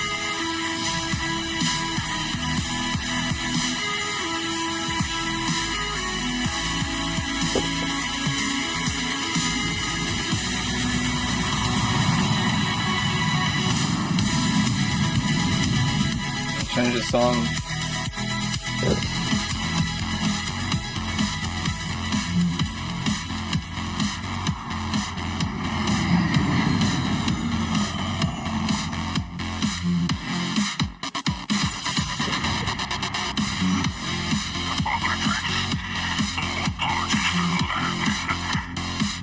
Yeah, what the hell, dude?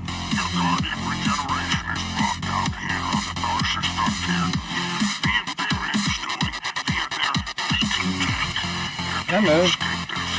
Can't move. Stuck.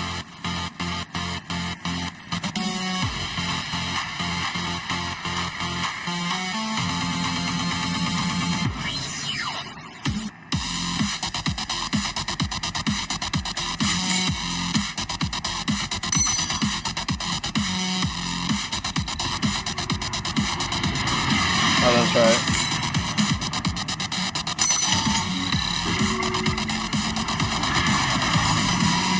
Have I done this mission before?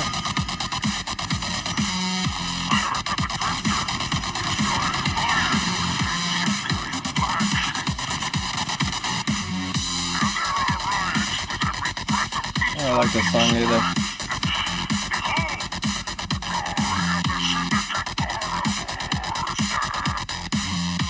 Not an exaggeration. The syndicates are the real powers here, carving up territory on the frontier.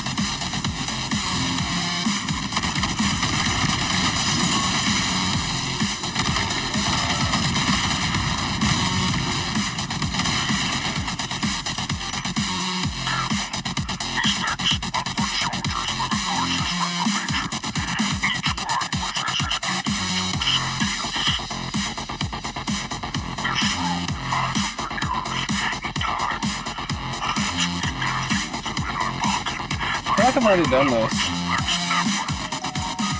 Don't worry about taking a few of them apart. If anything, they'll be impressed with your gunplay. Only way to get respect out here.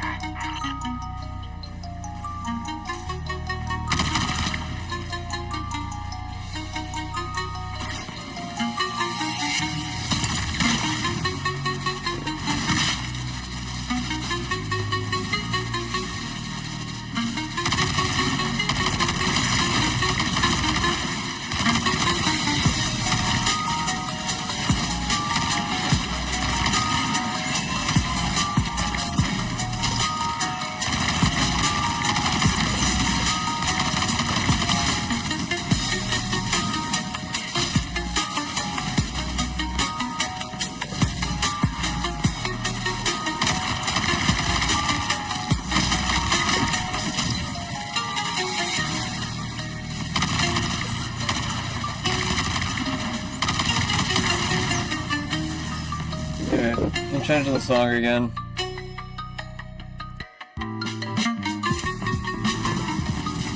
Much better. Keep doing that, man.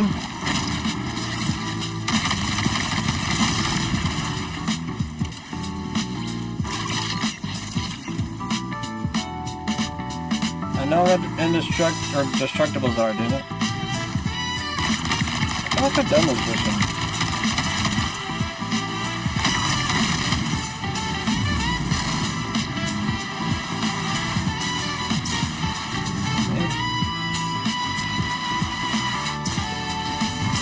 Damn it. This jetpack sucks, man.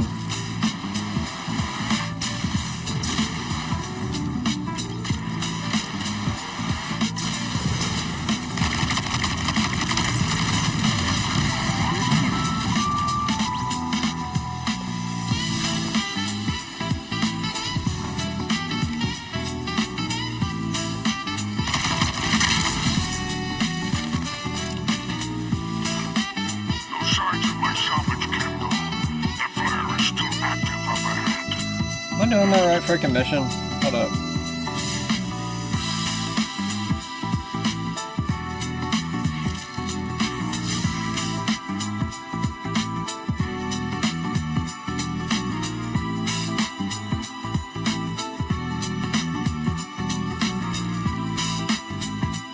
guess I am doing it because I have a waypoint.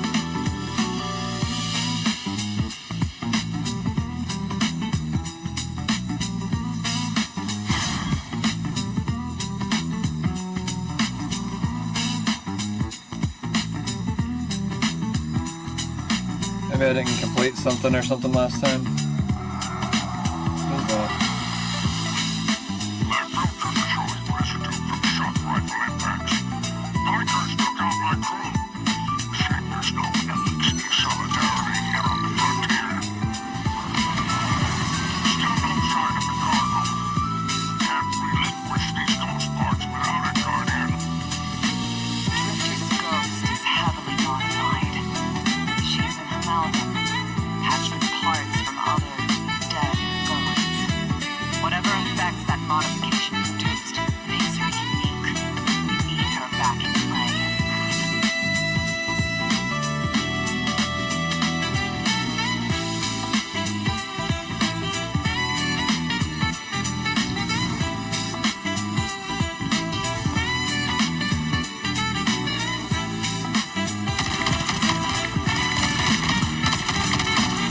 Come on, man. That was a good shooting spot. Wouldn't let me stay there.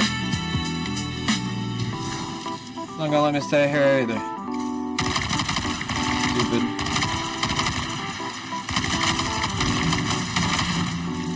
Doesn't want to give me the high ground. I mean, I wouldn't want to give me the high ground either.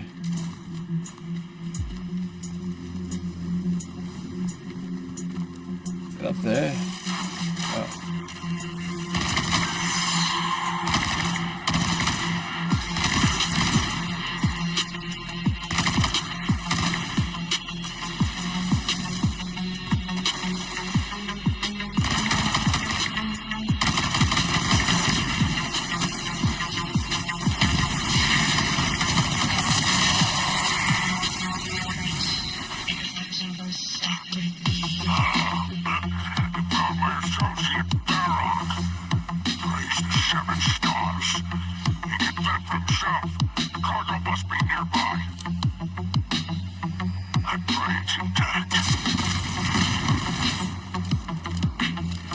That's felt like it.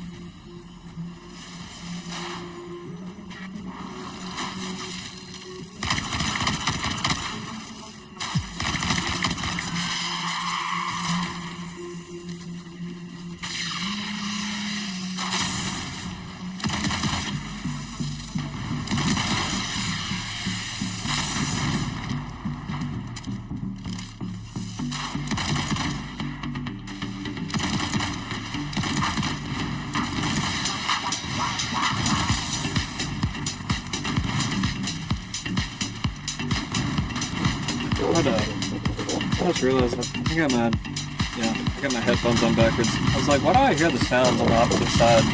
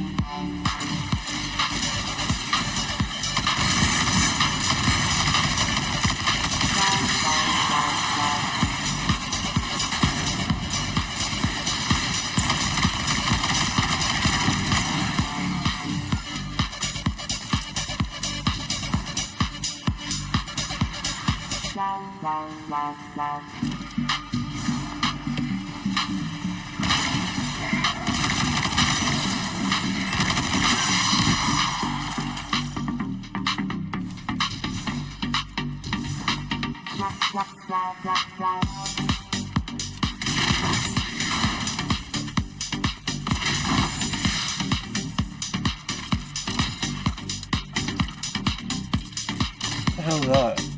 Oh, it turns into a grenade launcher. I forgot about that.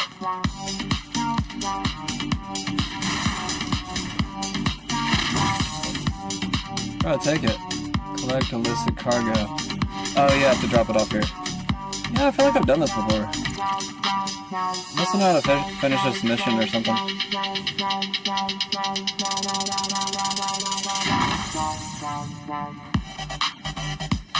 I keep dropping it? Is that what's happening?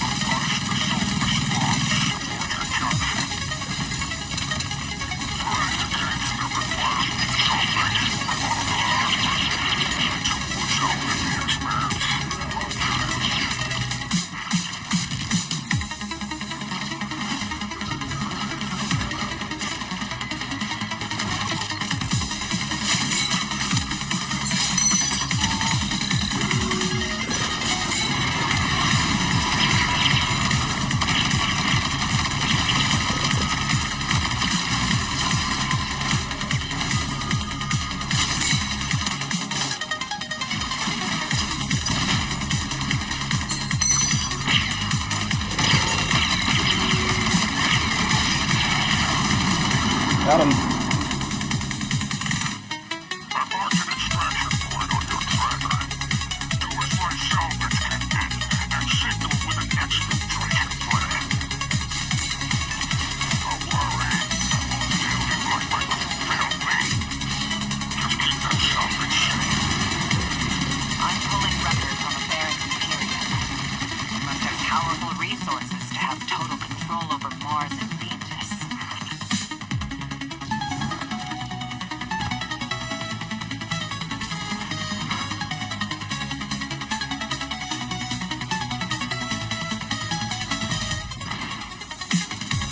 Alright, where am I going?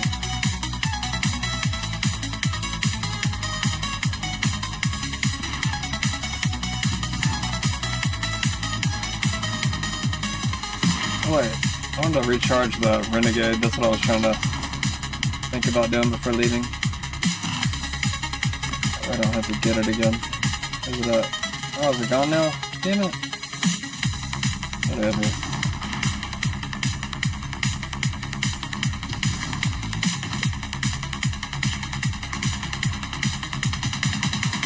There it is. Okay, cool.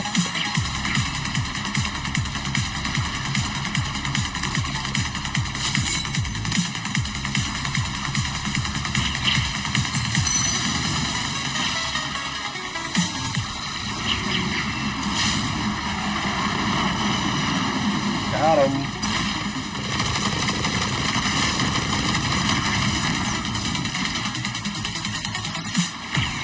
Ooh.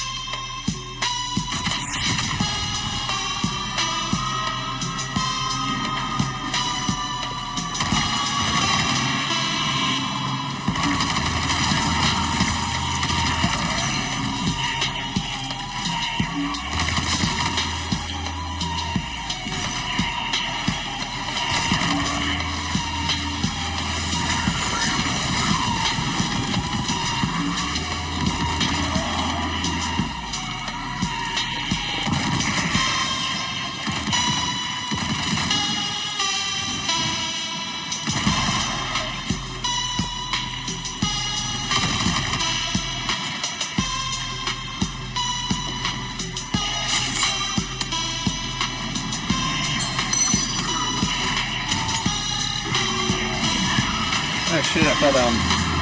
Damn it.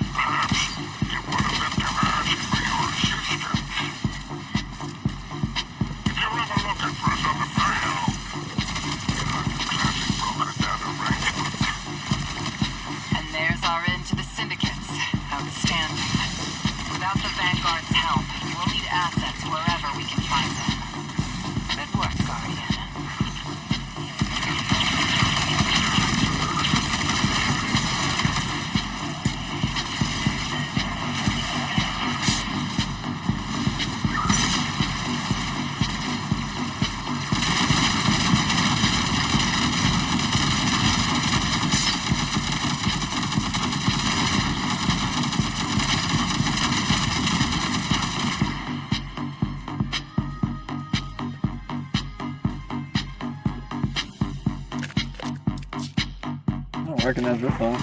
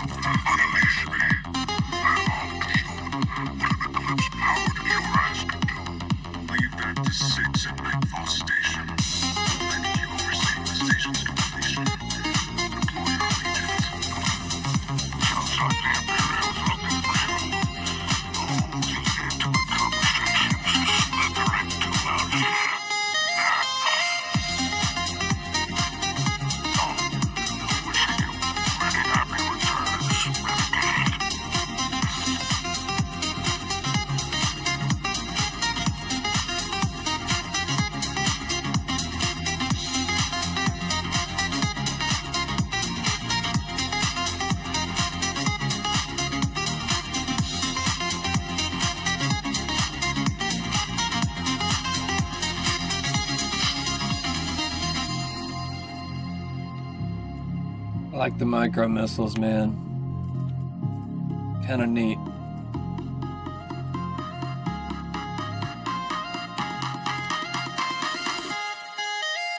What is this? I'm in a loading screen. I don't even know.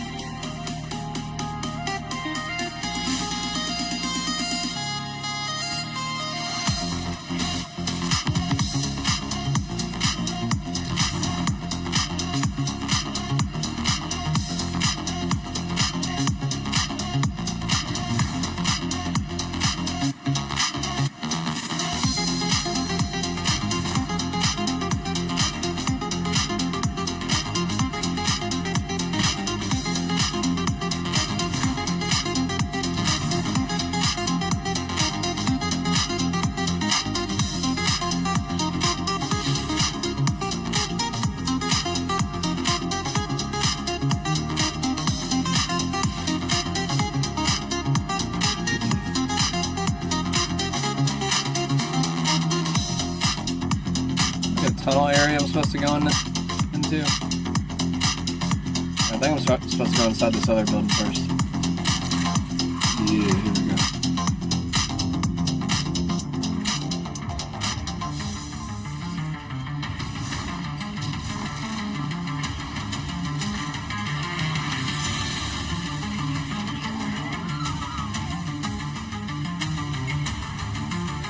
That's the other door.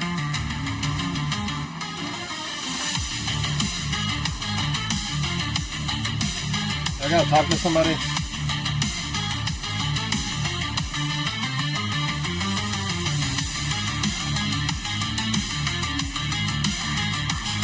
Oh wait, yeah, okay. I forgot how to get over there. This is it, I think. So many hallways.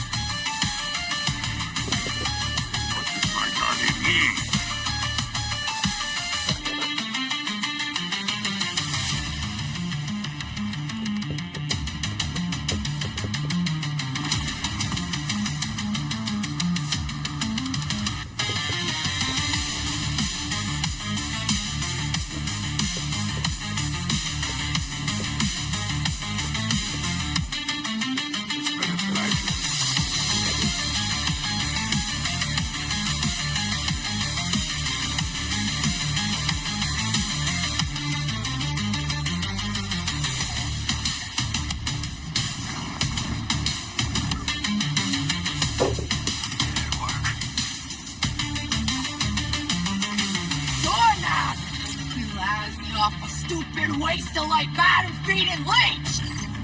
Hello to you too. Are you disloyal, coin-flipping, ghost-ditching, scraggly band two-timer? If you had him on, you would have called you! Oh, and the only time you succeed is when you ask him for money! And your headband makes you look like a line cook! Guardian, thank you for fixing my ghost. This is Blue. Named her because of that sunny personality. Fight me! I need to talk to the Guardian. With my voice. That was him. Drifter and I have a complicated relationship. Scratch that, it's not complicated. He's a flake. No, worse than a flake. He's a scoundrel. That data he stole wasn't any old data. It was plans for a super weapon. Nightfall Station. No idea. Drifter's sure that the parents connected to the 9. And I think he's right. This tech, it's impossible. And that vision he showed hasn't shook. Me too. Now he's shut away from me, from Ida, from Arno, which I get. And Aris.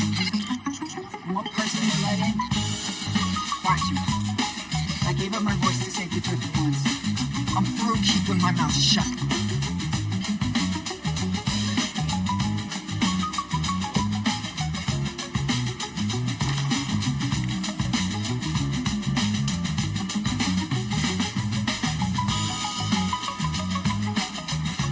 New story missions. What are you gonna make me do, man? I ain't buying anything right now. You trying to get me to buy something so I can complete it? Is that what this is? Am I done here? Really, man? Trying to get me to buy it? Like last second all of a sudden? I don't know, I might eventually. I don't really feel like it right now. Do I need to go back to orbit? Really? Guess we're done here.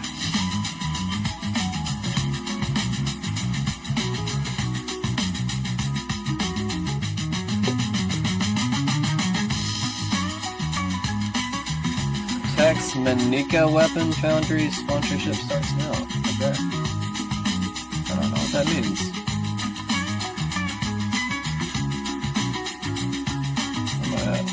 There we go.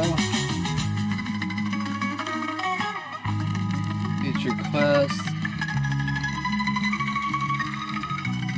Okay, apparently I didn't finish this, so maybe we can go back to this and finish it.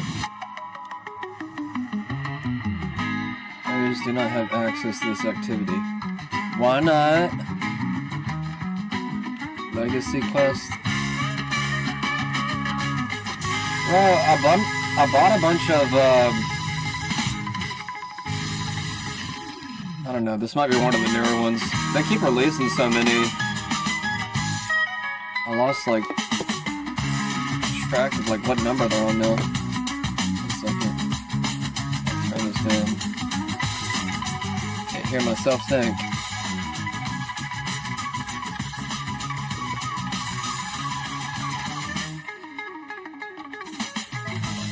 I was about to say, I feel like changing the song, too.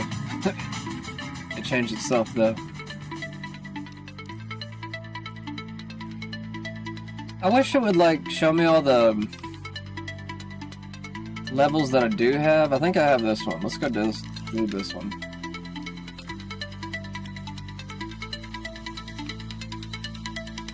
I'm glad they made the launch screens a lot easier to access. Thank God, Bungie. That took way too long to frickin' integrate. I was bitching about this shit for years. God. Why did I have to bitch about it for like 10 years before you did something about it? I know it wasn't just me bitching about it. I had friends that had about the stupid menu screen too. They're like, I don't know how to find anything!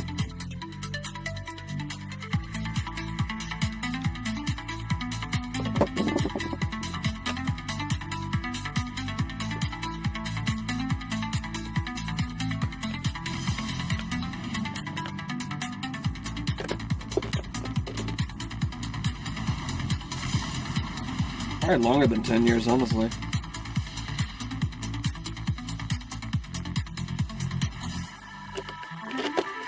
Ooh, this is pretty. Always a freaking adventure in this game, man.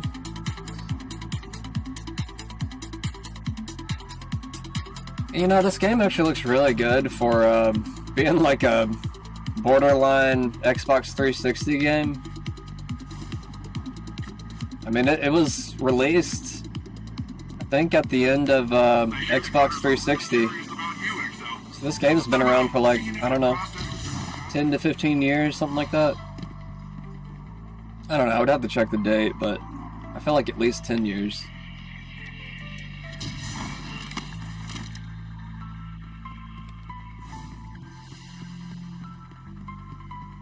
I remember this room.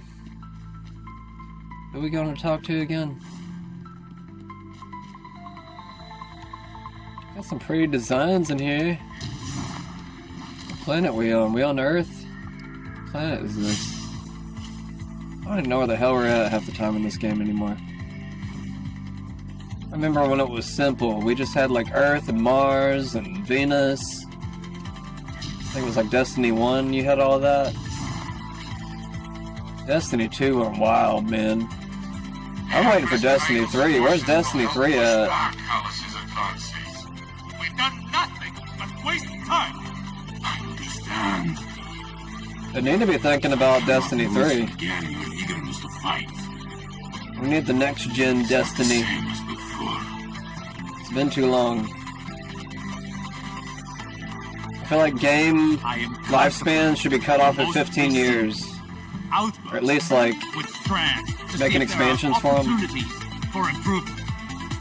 Unless they're like really good games. We need to do better. Are you talking to me? No, what Callus and the witness want. I thought you was talking to somebody else. It will have an effect. You being kind of rude, bro. I can't allow that to happen. I must ponder more on these strands. What you doing over here, man? Consult with the cloud striders. The hell you summoning? Our next steps to be. I don't trust this shit. What are you doing over here? I'm fine, Ghost. I'll be fine. God. Cyrus is always up to shit, isn't he? I don't know.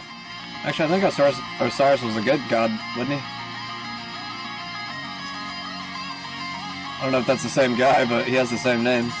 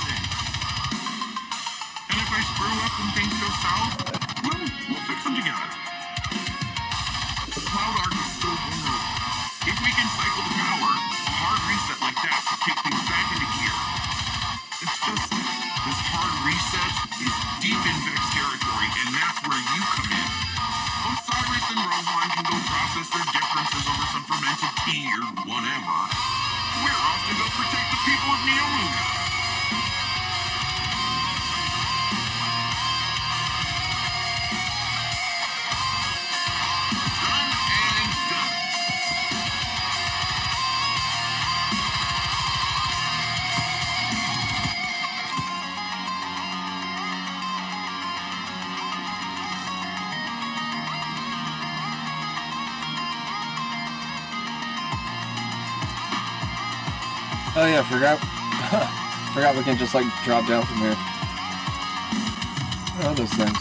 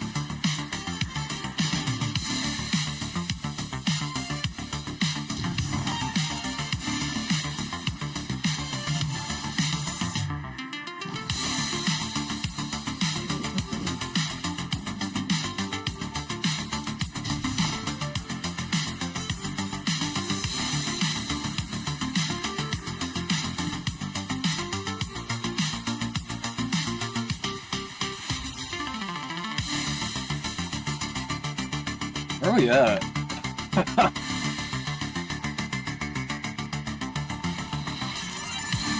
Oh, fudge.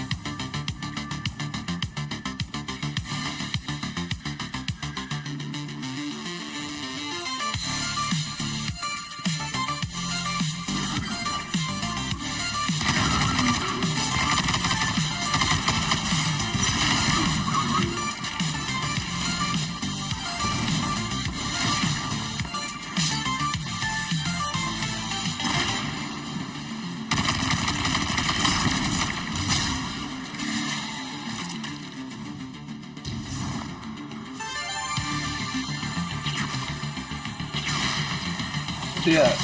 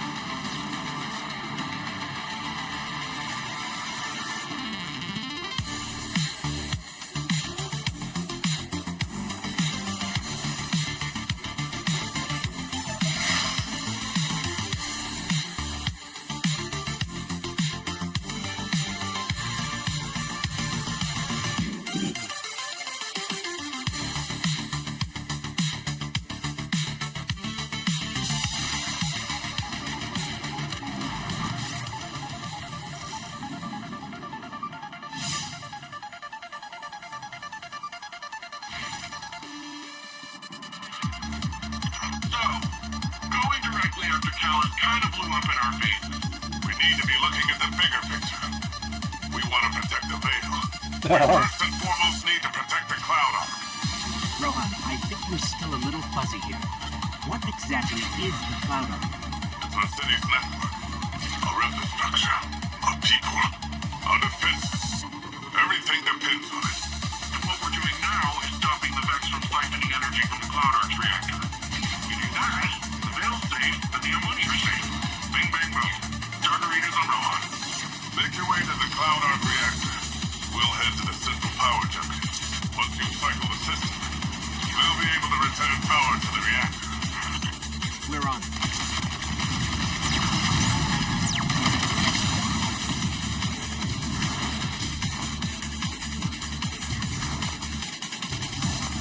Come on.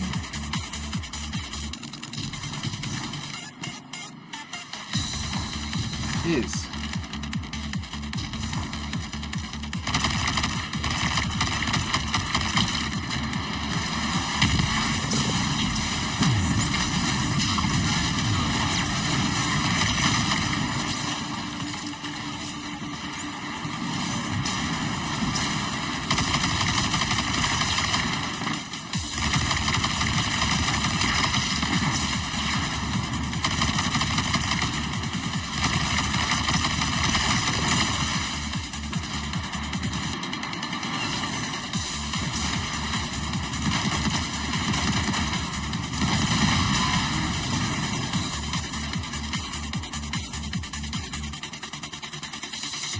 I want to turn it back up.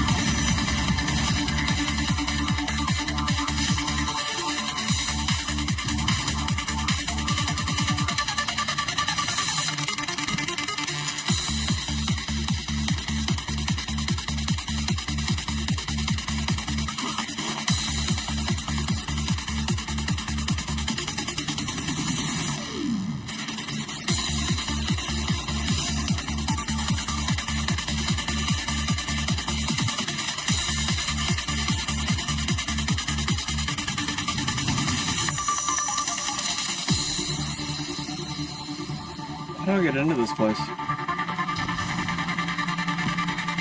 Oh. Feels stupid.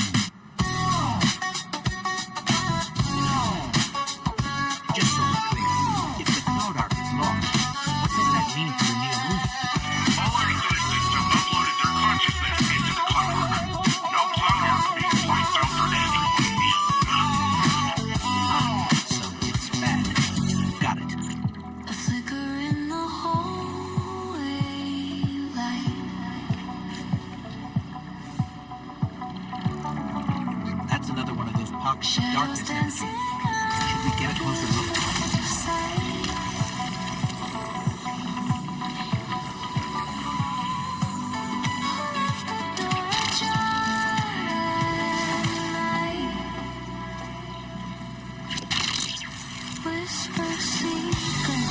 I don't know what just happened. I don't know why it's... Okay, whatever. There we go. Oh, I didn't see that one over there.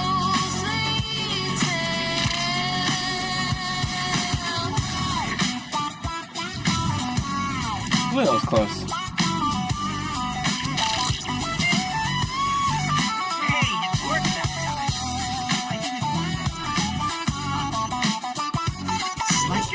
No, I did it too loud. I'll keep it right there. It's got to be the veil. Like some sort of magnetic loop all around the moon. Let's keep an eye out for more of those.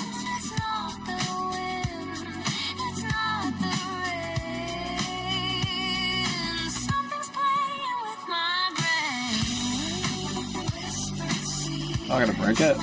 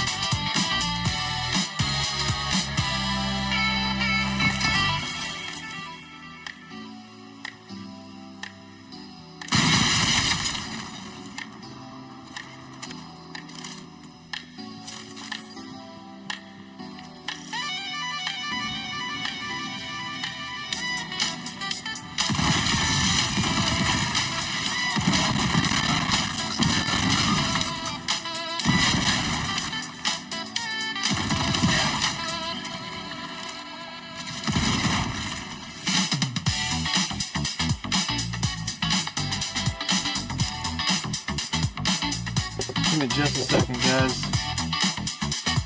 Be right back.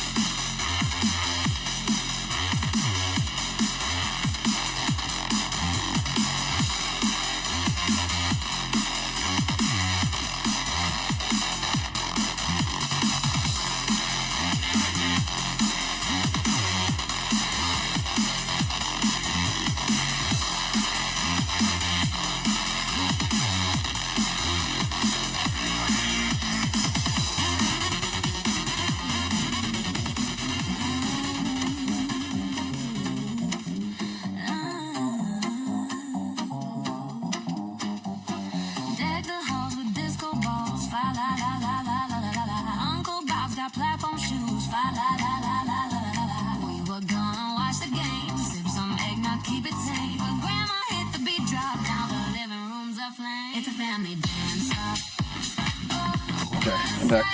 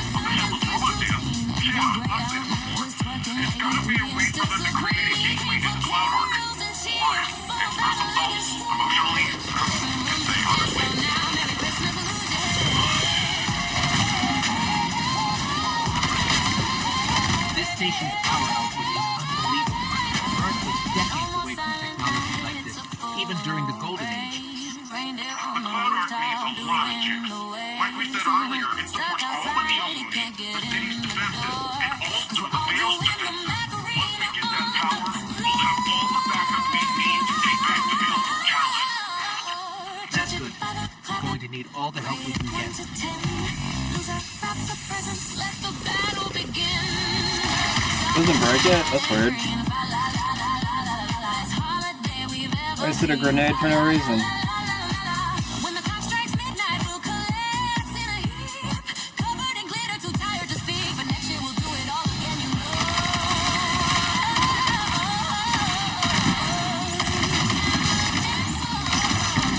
Oh shit. Damn it. I didn't mean to do that. I realized there was a hole right there.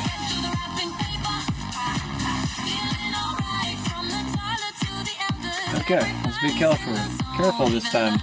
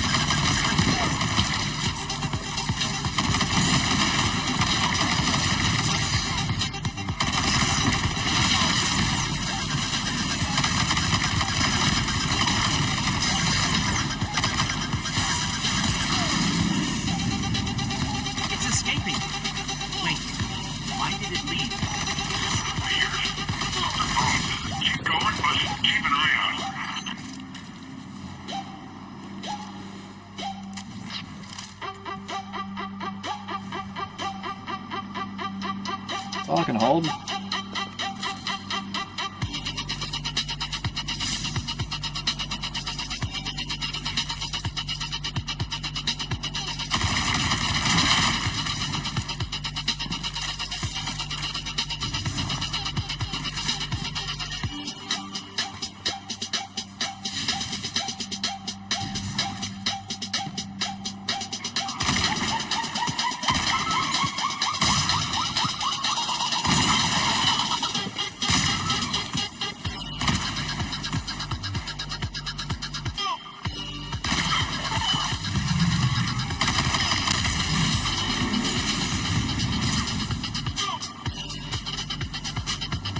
What happened?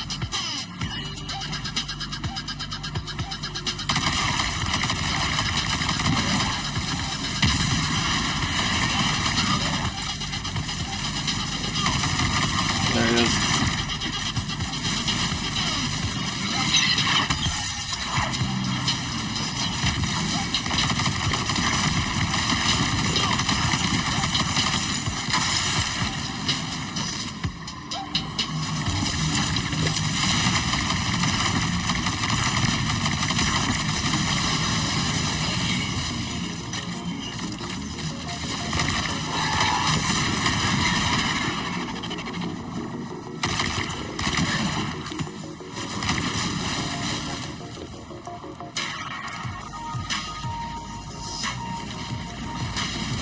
Yeah.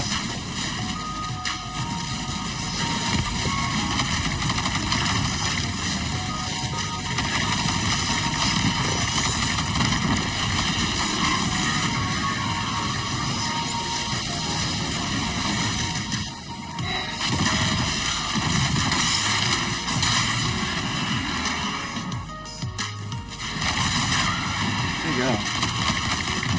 You run away again. It seems so.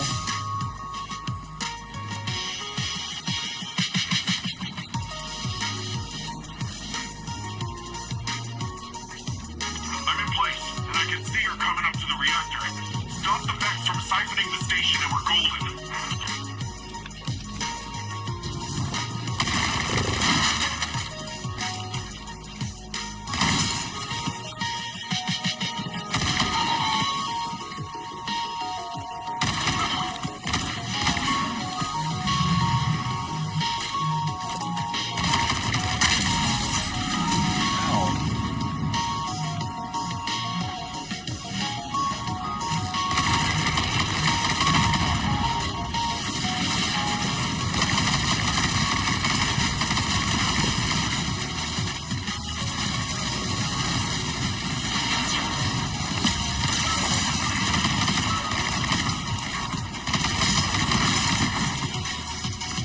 Go.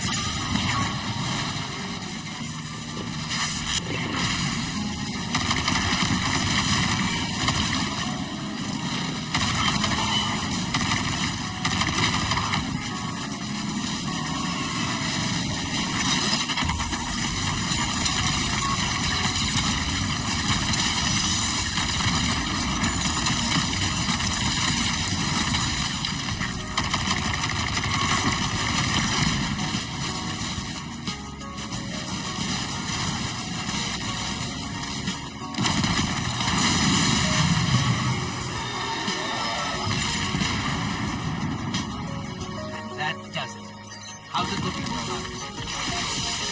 Something's still siphoning power. Look around for any remaining Vex influence.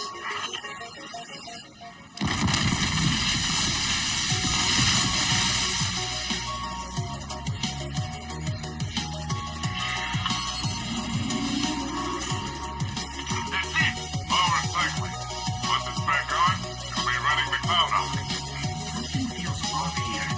That was a little too easy.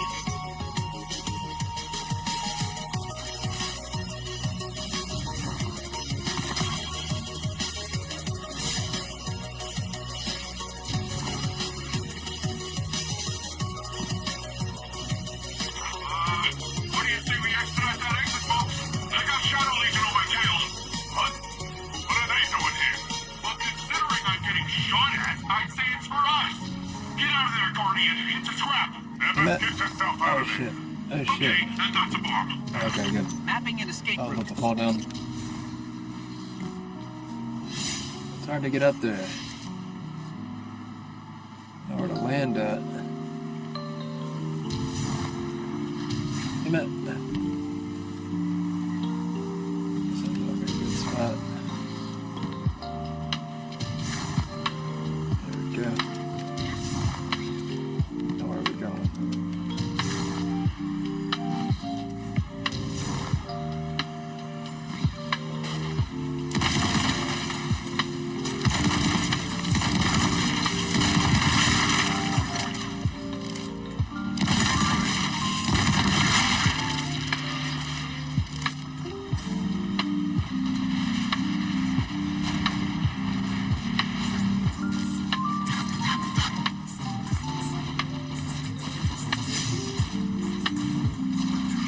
Are they upstairs?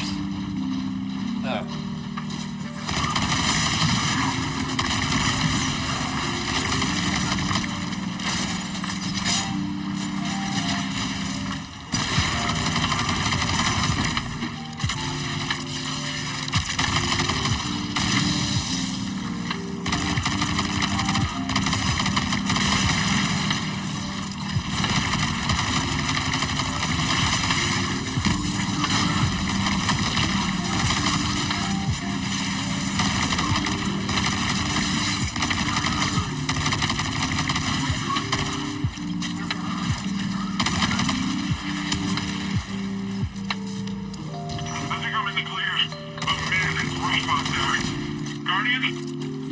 Still in the rough part.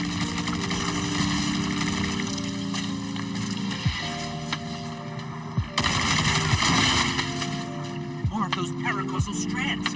They're probably the best chance we've got to get Oh out. shit. I didn't know there was a fucking ledge there. What the hell?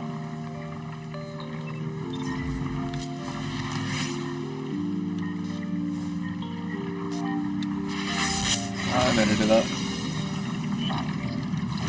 Where do I go from here? Oh, go up. Anybody tell me? Kinda hard to see. Shit, what the fuck? Oh man. The shit on the screen makes it hard to see. What the hell? Up there.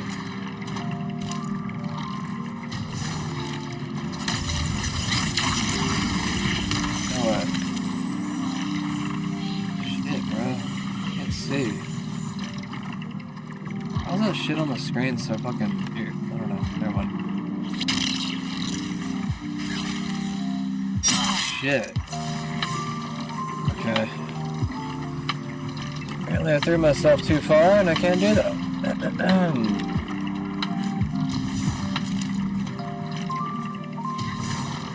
Oh, if they didn't make it so damn dark. Whatever the hell. Bro, let me in there. What the hell? Why's this so difficult? Now I got it. Oh, that's what I do. I'm retarded. There we go. I got there. There we go. Much better. Guardian, I'm detecting bombs. A lot of bombs. The shadow Lots leader of tried to bombs? lock us in. Remapping the escape route. They're forming! Get out of there now!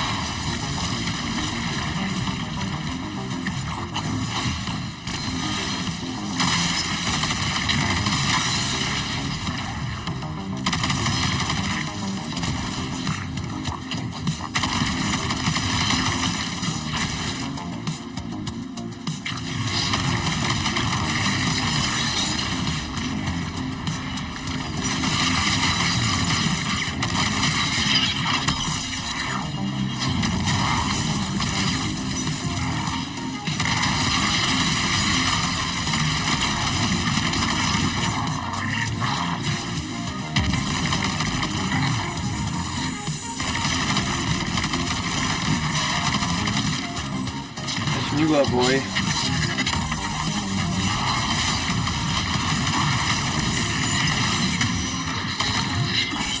Whoa.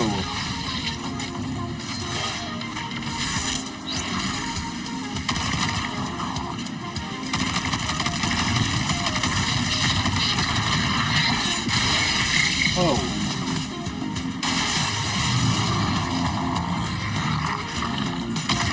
Bro, what the fuck?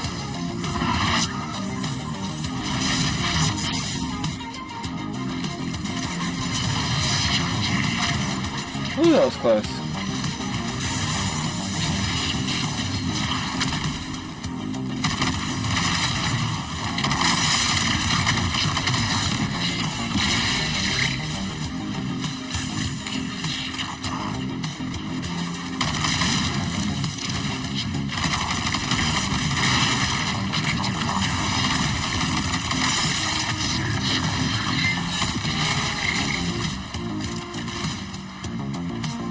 Yeah.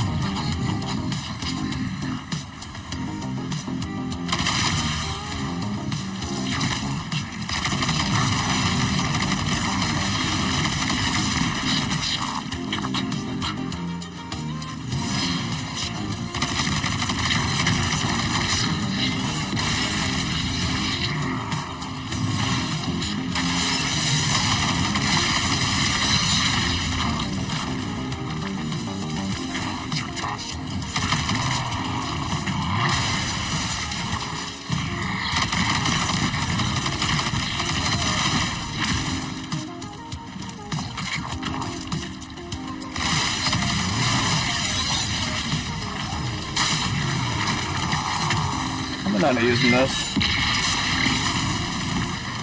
I don't know how the fuck he dodged that.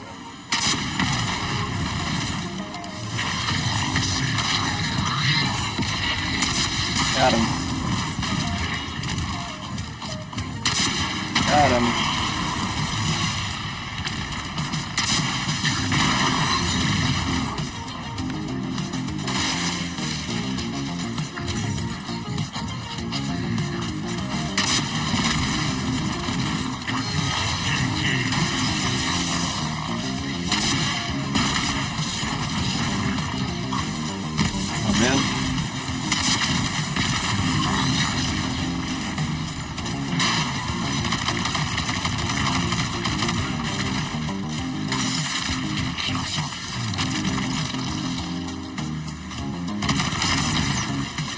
Why are you hiding, bro? Come at me.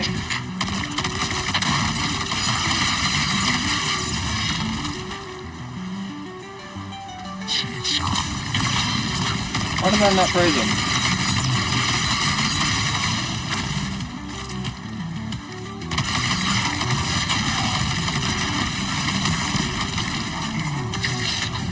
Oh shit, I'm stuck against something. Fucking A. Get out of the way.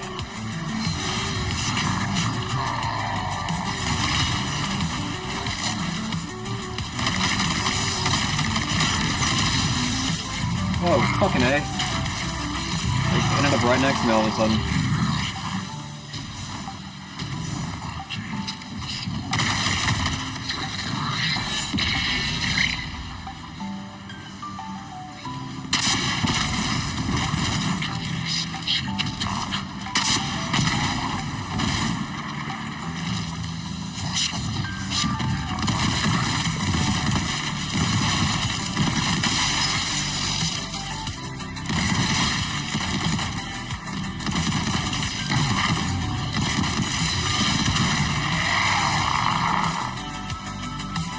Oh yeah. Okay, we need to get out of here fast. I found a way out. We're going up. Where are we going now?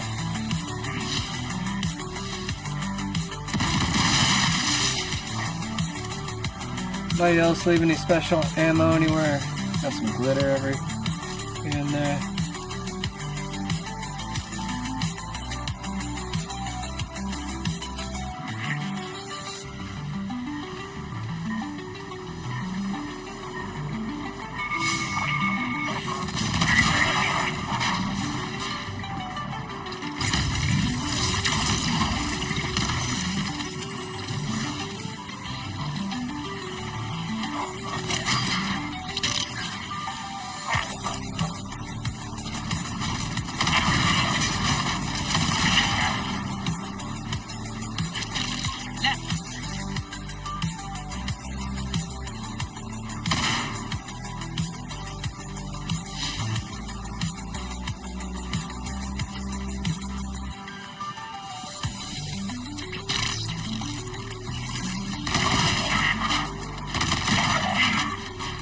going up. Up!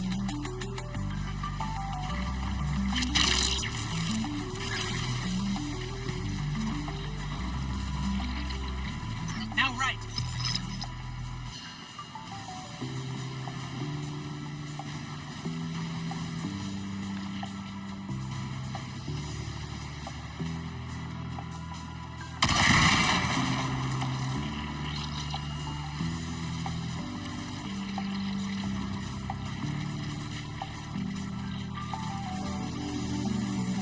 Okay. Okay. Oh, okay.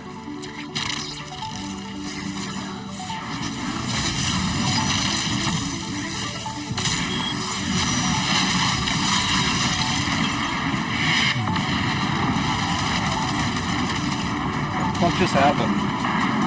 Bro. I don't know what just happened. I'm gonna assume that was supposed to happen.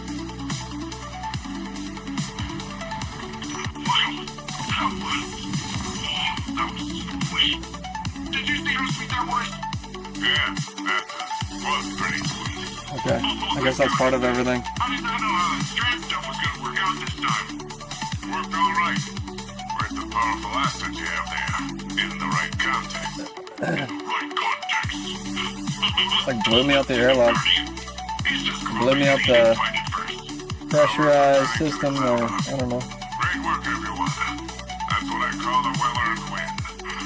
Where are we going? The mission's over? Okay. Alrighty. Well, just get blown out and then mission's over.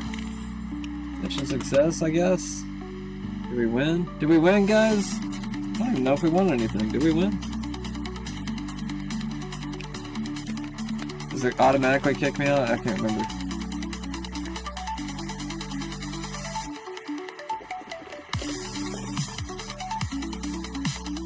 What time is it? Probably getting close to that time, isn't it? Paracausal superposition? Like magnetic pull. You've been busy.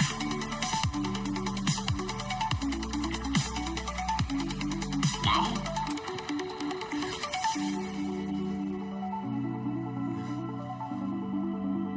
For so long, we saw dark and light as antagonists. We believed we were the champions of the good because we wielded the light.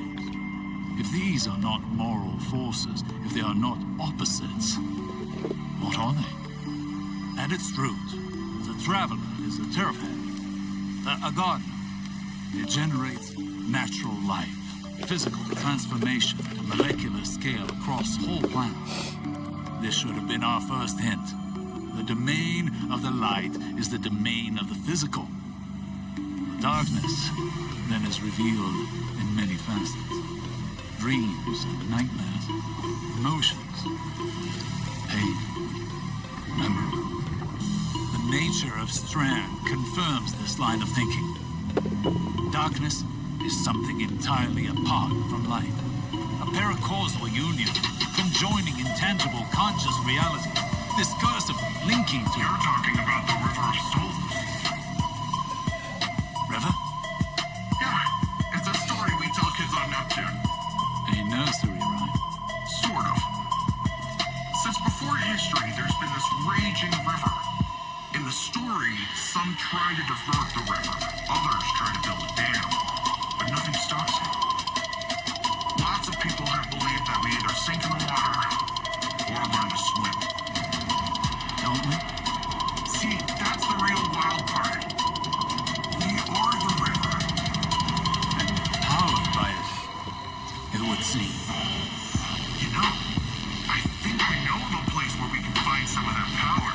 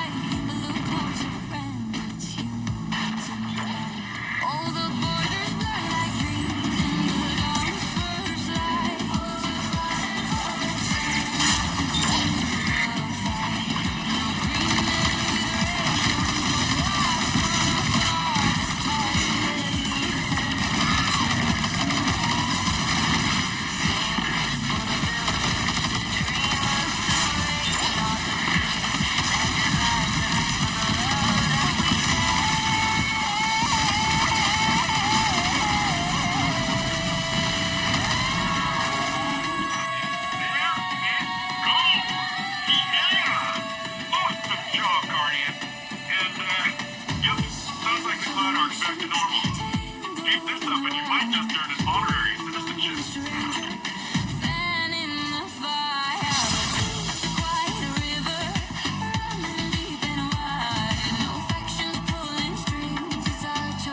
That decide from every corner of the earth. They come with empty hands, building up the future on America's sand. If aliens were coming, they'd laugh at us while we're small. Be our politics and leave us one and all. Chinese whispers, ancient calls, face that light the way. They're threads in the tapestry, not foes in the fray. Let's dismantle the walls in our minds, not the land. With open arms and understanding hands. Oh, the borders blur like dreams in the dawn's first light. Foes crossing for a chance not to steal the fight. No invasion, just invitation to share the load. Together we rise on this shared sacred road. Sing for unity, for the No, that was close. Almost fell off. for the ride.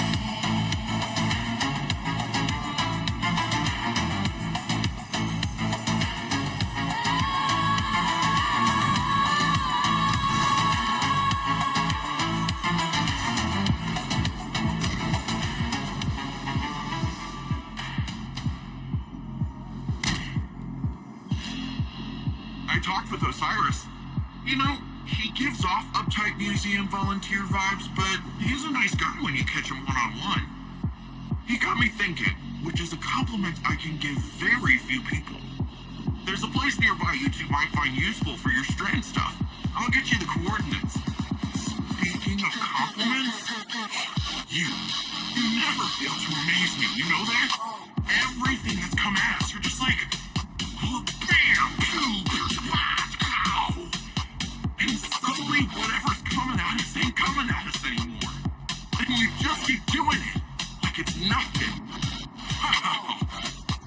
The first time Rohan told me I did a good job, I'd given up hoping for it, and by the time I got it, I didn't need it. See how long we've been playing. I'll play for another 20 minutes. Think compliments go straight to your head. But if that helps you strandify and us take down Callus, by all means, let it go to your head, shoulders, knees, and toes.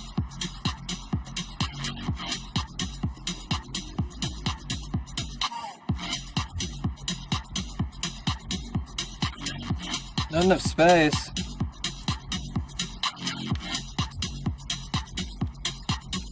I need to get rid of that. What else I got? Too much crap. I don't even use the handguns half the time. I should. They're kind of fun sometimes. I don't know why it gave me two of the same thing.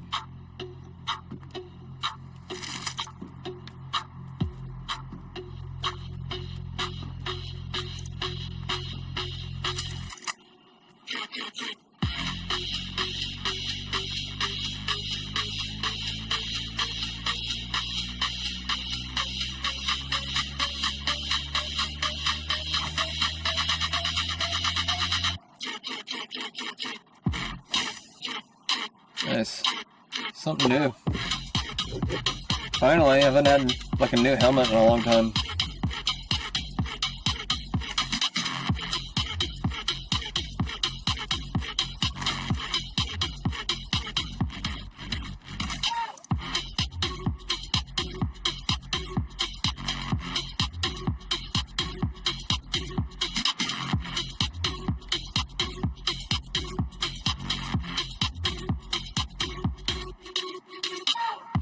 Machine gun. We're gonna try that out. I need to play with some new weapons. I don't need to get rid of that bad. Definitely try out some new stuff. Play with the same weapons too much. This thing is a little too OP at the same time. I kinda like it, but like for finishers and stuff. Oh, I can't Huh? Exotic weapon already equipped. Oh, okay. Well, I'm gonna leave it like that then. Can change out for the sidearm. Can I ammo primary? I don't run out of primary. I don't know, it's got... I don't know, I'm gonna keep it. Screw it. Wait, oh man, I went off the wrong screen. Coming right up. I meant to get off that last screen. I talked with Osiris. Can I skip that? You know, he gives There it off is, uptight that's what I museum want. volunteer vibes, but he's a nice guy when you catch him one-on-one. He got me thinking. Okay, now I got it. This one.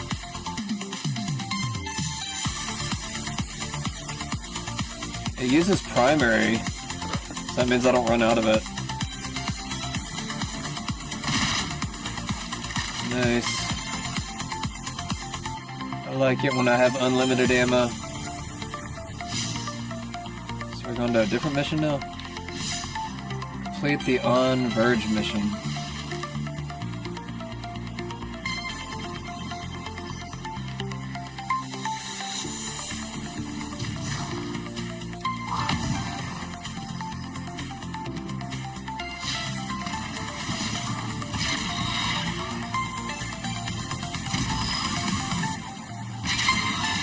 No! I thought I was about to fall off.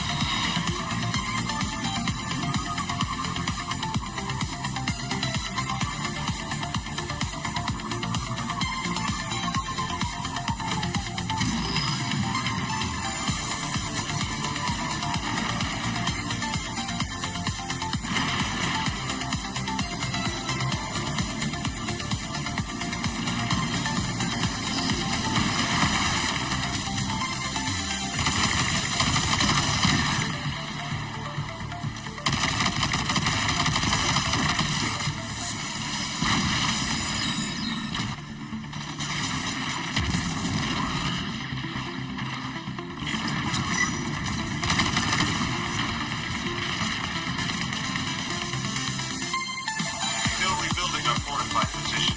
It'll go faster with better materials if you can help.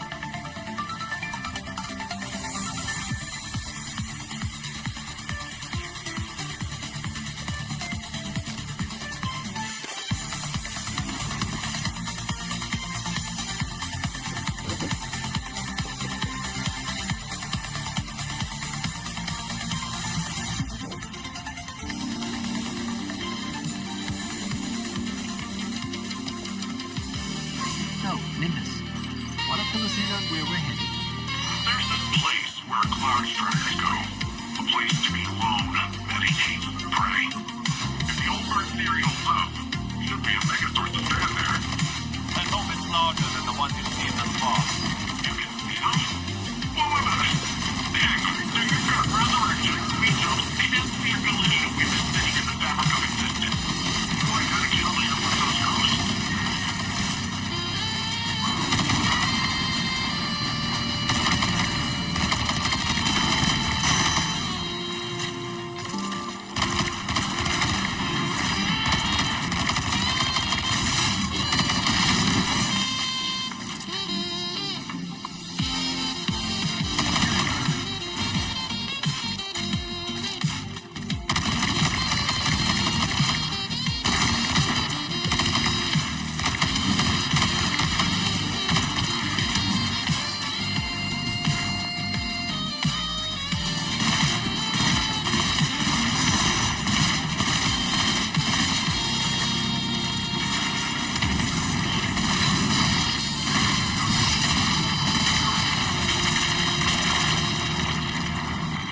Oh, wait.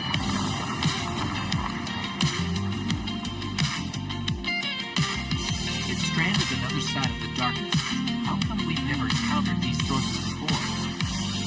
The old bird thinks it's like a big cloud the veil leaves behind. I said it's a similar type of byproduct. To use a different analogy, if we are all part of this river of souls, how do we direct the river's current? I said we are the river. You don't direct anything. You just flow.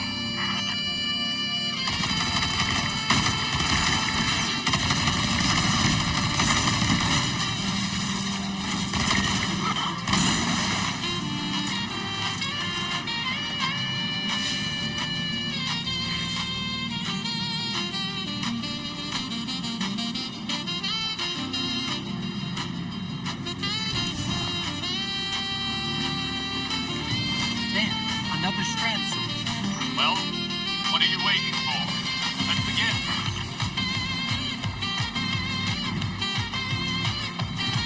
Well, if he didn't put himself fucking high. Yeah.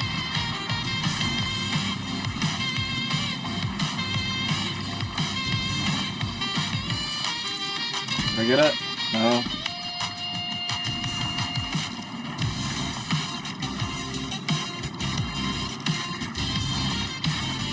Got it.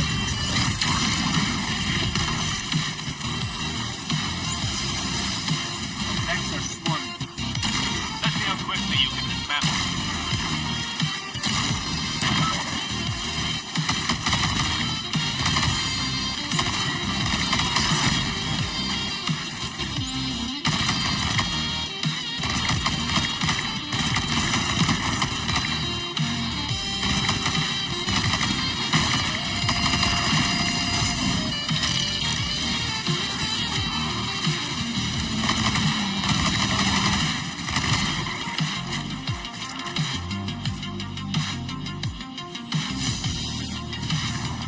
Hold on.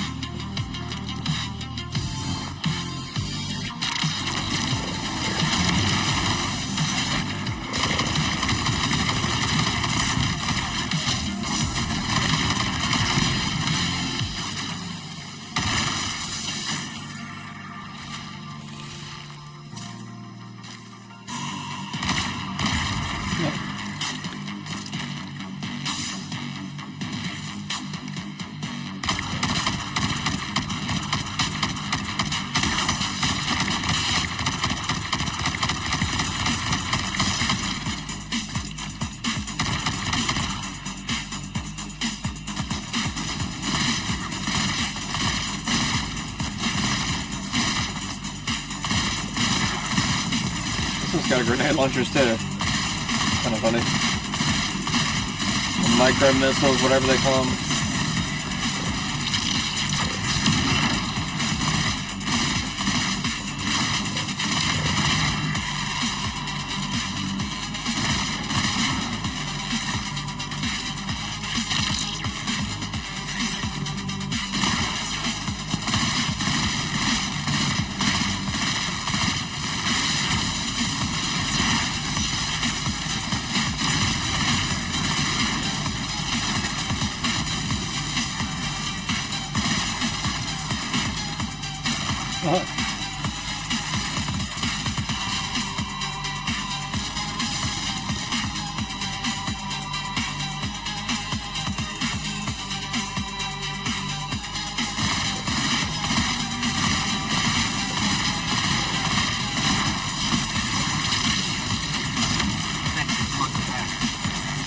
Strand source for themselves.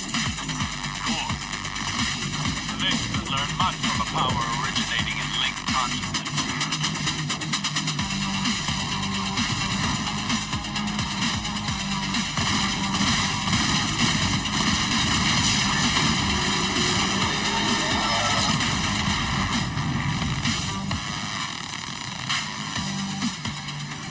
Oh, go this thing.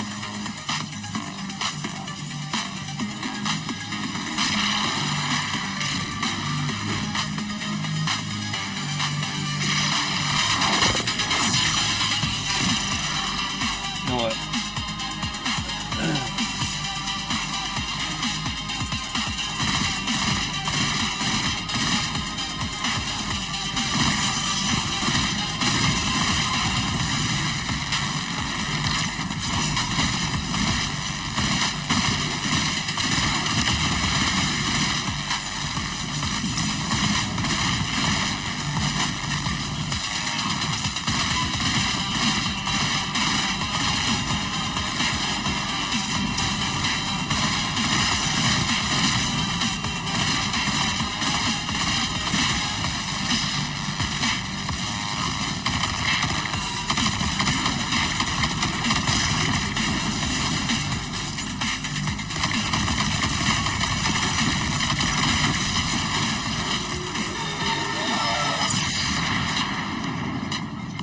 running into it. I just felt like it.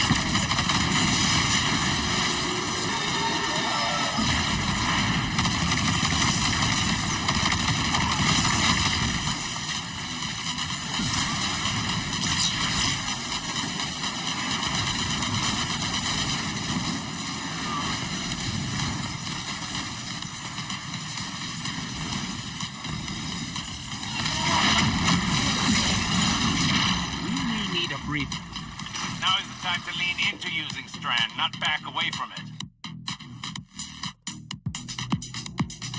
Just don't burn yourself out. This is only one battle. We've got a whole war to fight. A war we cannot win without this power well in hand. Pretty. Sparkly. I like it.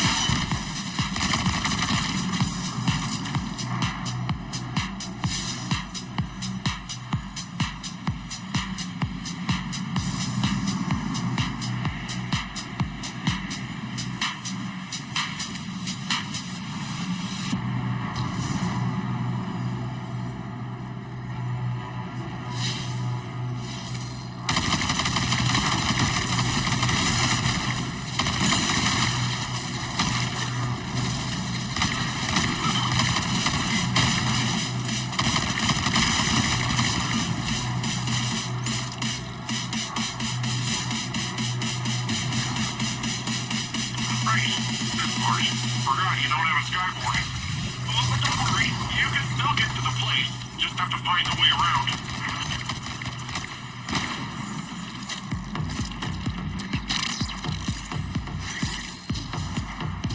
Oh shit. Okay. Okay. Okay.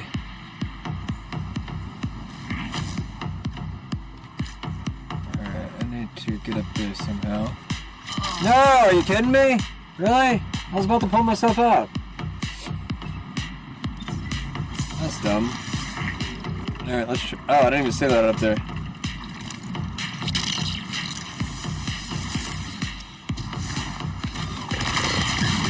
Almost didn't use my jetpack either. Thankfully, common sense kicked in.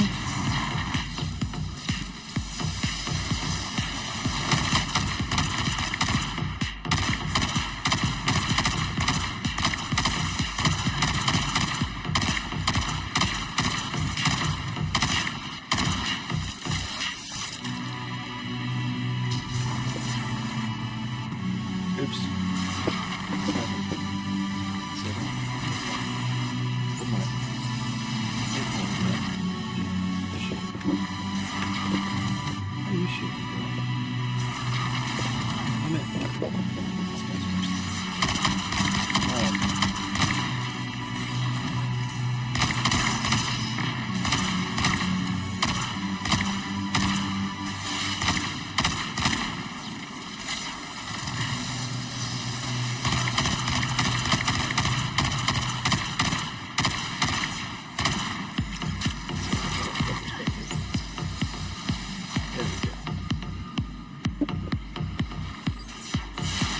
Gotta be bugging me.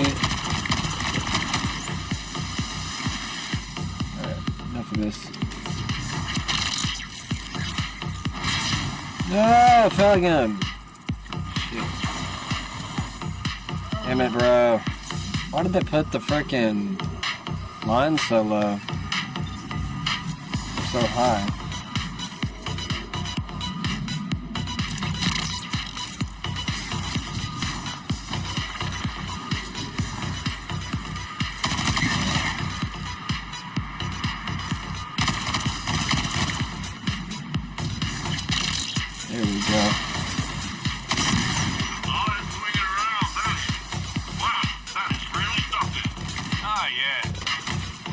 talent to possibly overcome your rope.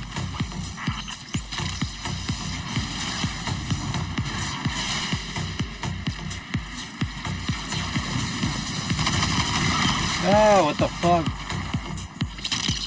I'll put myself out. Good.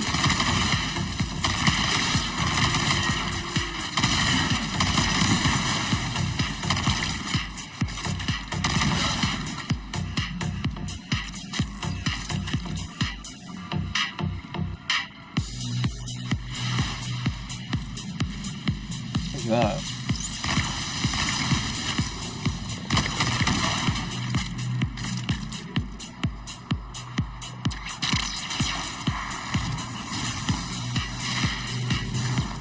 No!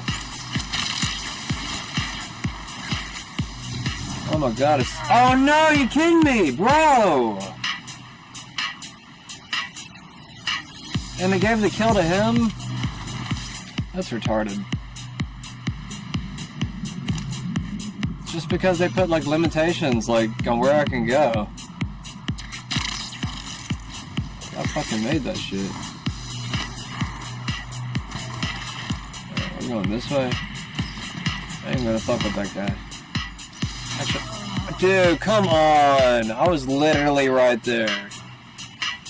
Why are they doing that? That's retarded.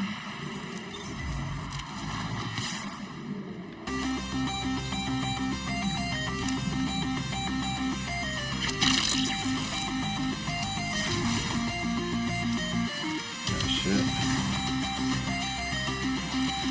Damn it, I was about to use it. Wouldn't recharge fast enough.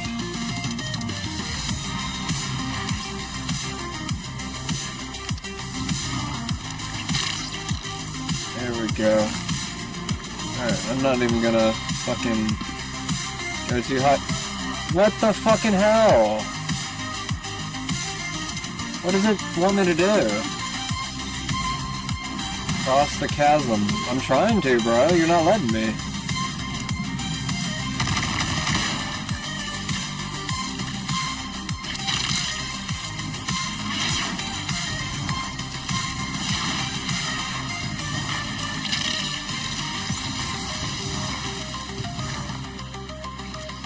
I don't know what the fuck.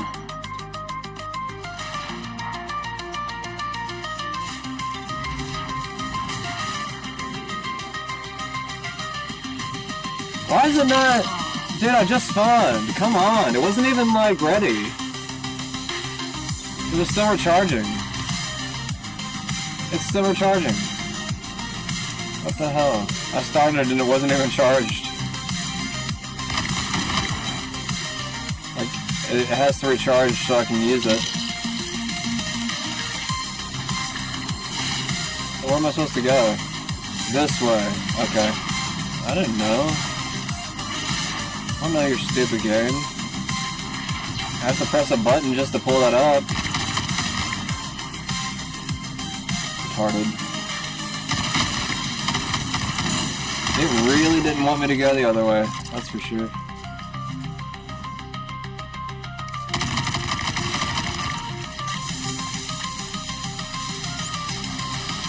What with what? It's not even taking any damage.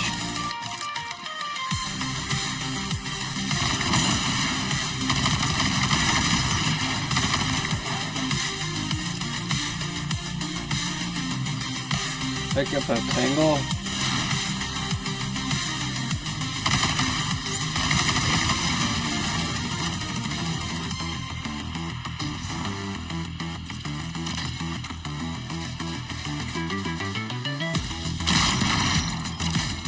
What is it talking about?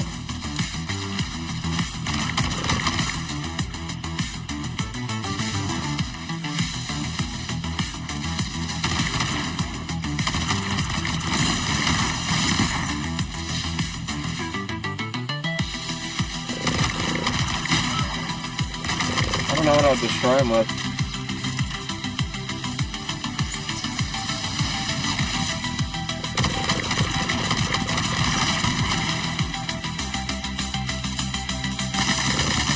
Immune.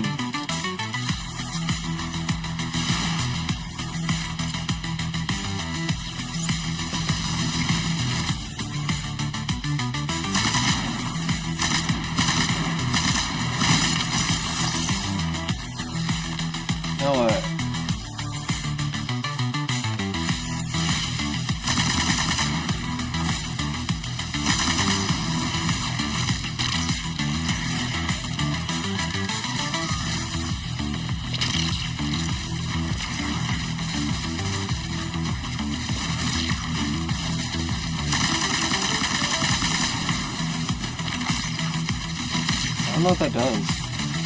Those nodes are Oracle, multi-purpose access points to the Nexus. Likely they're taking in as much strand data as they possibly can. What happens when you give them more than they can handle? Oh, that's what I do.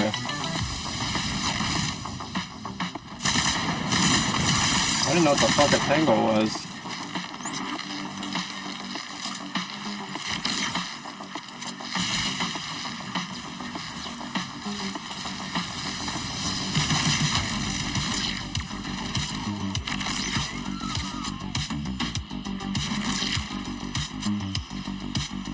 I don't get it. How do I use that thing? How do I get that ball out?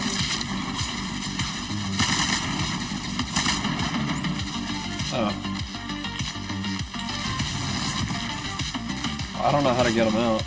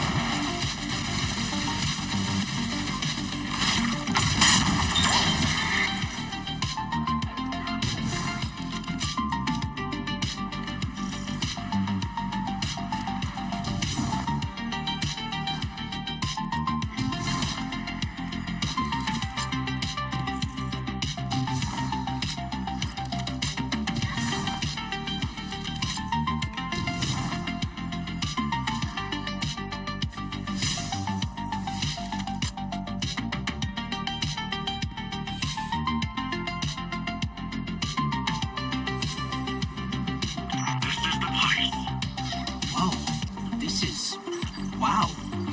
Good. Now the true training can begin.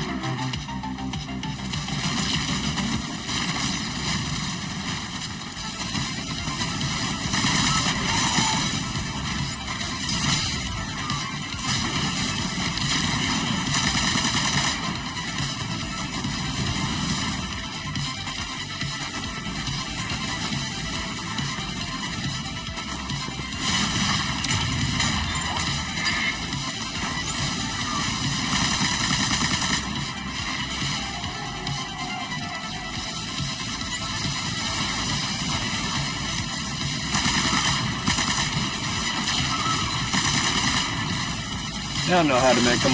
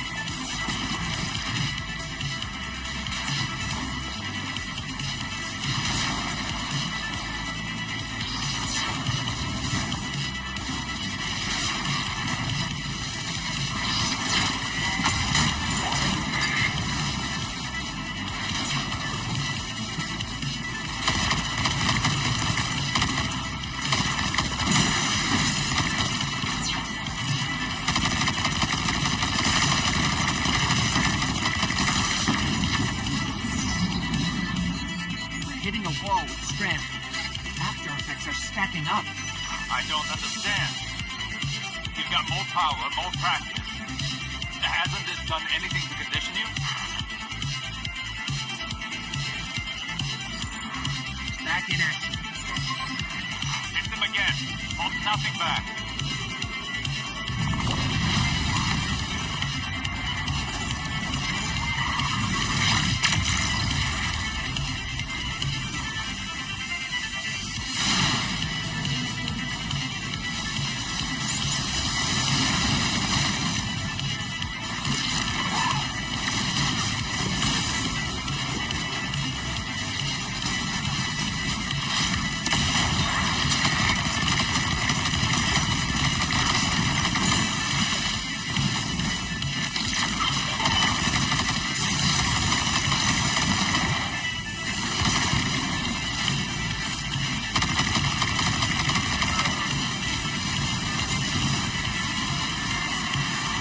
Oh my god.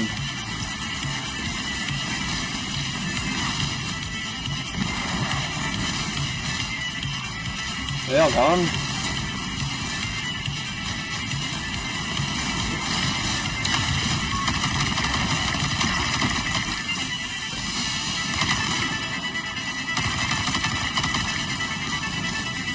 Oh, I gotta kill that guy. Got it.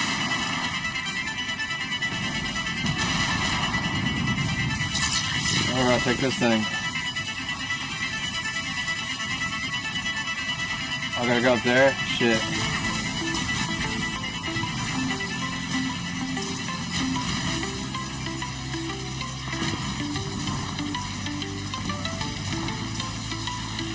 Oh, not bad.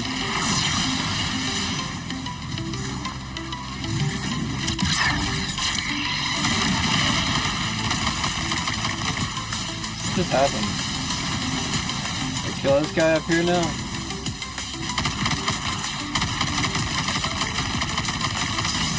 Alright, get that now.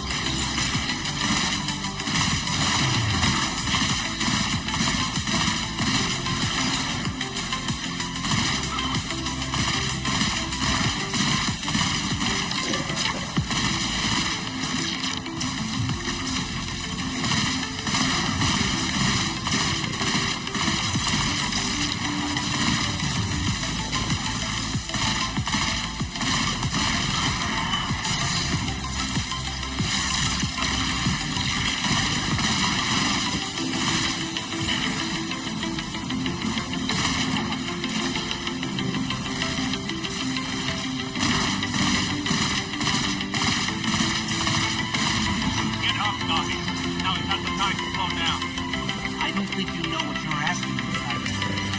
Guardians, listen. Don't strain for the energy. Drop the effort and just let it flow through you.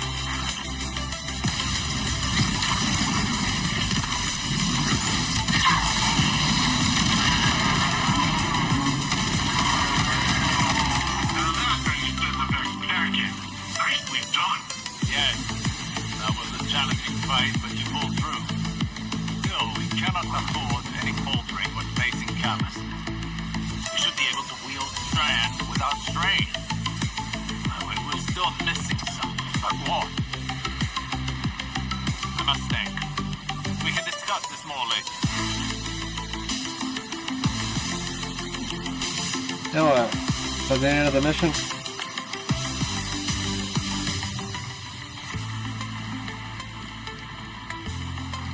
I don't know what's going on.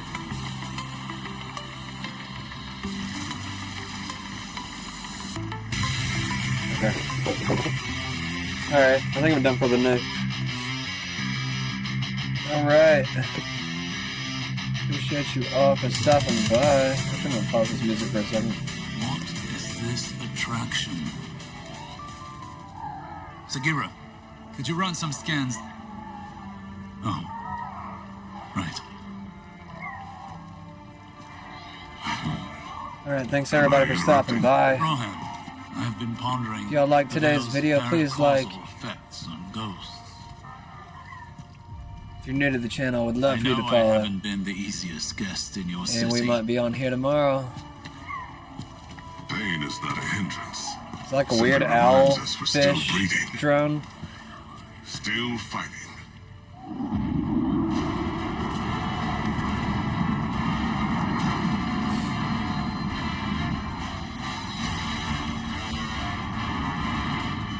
They're going to attempt to leap. We have to stop them.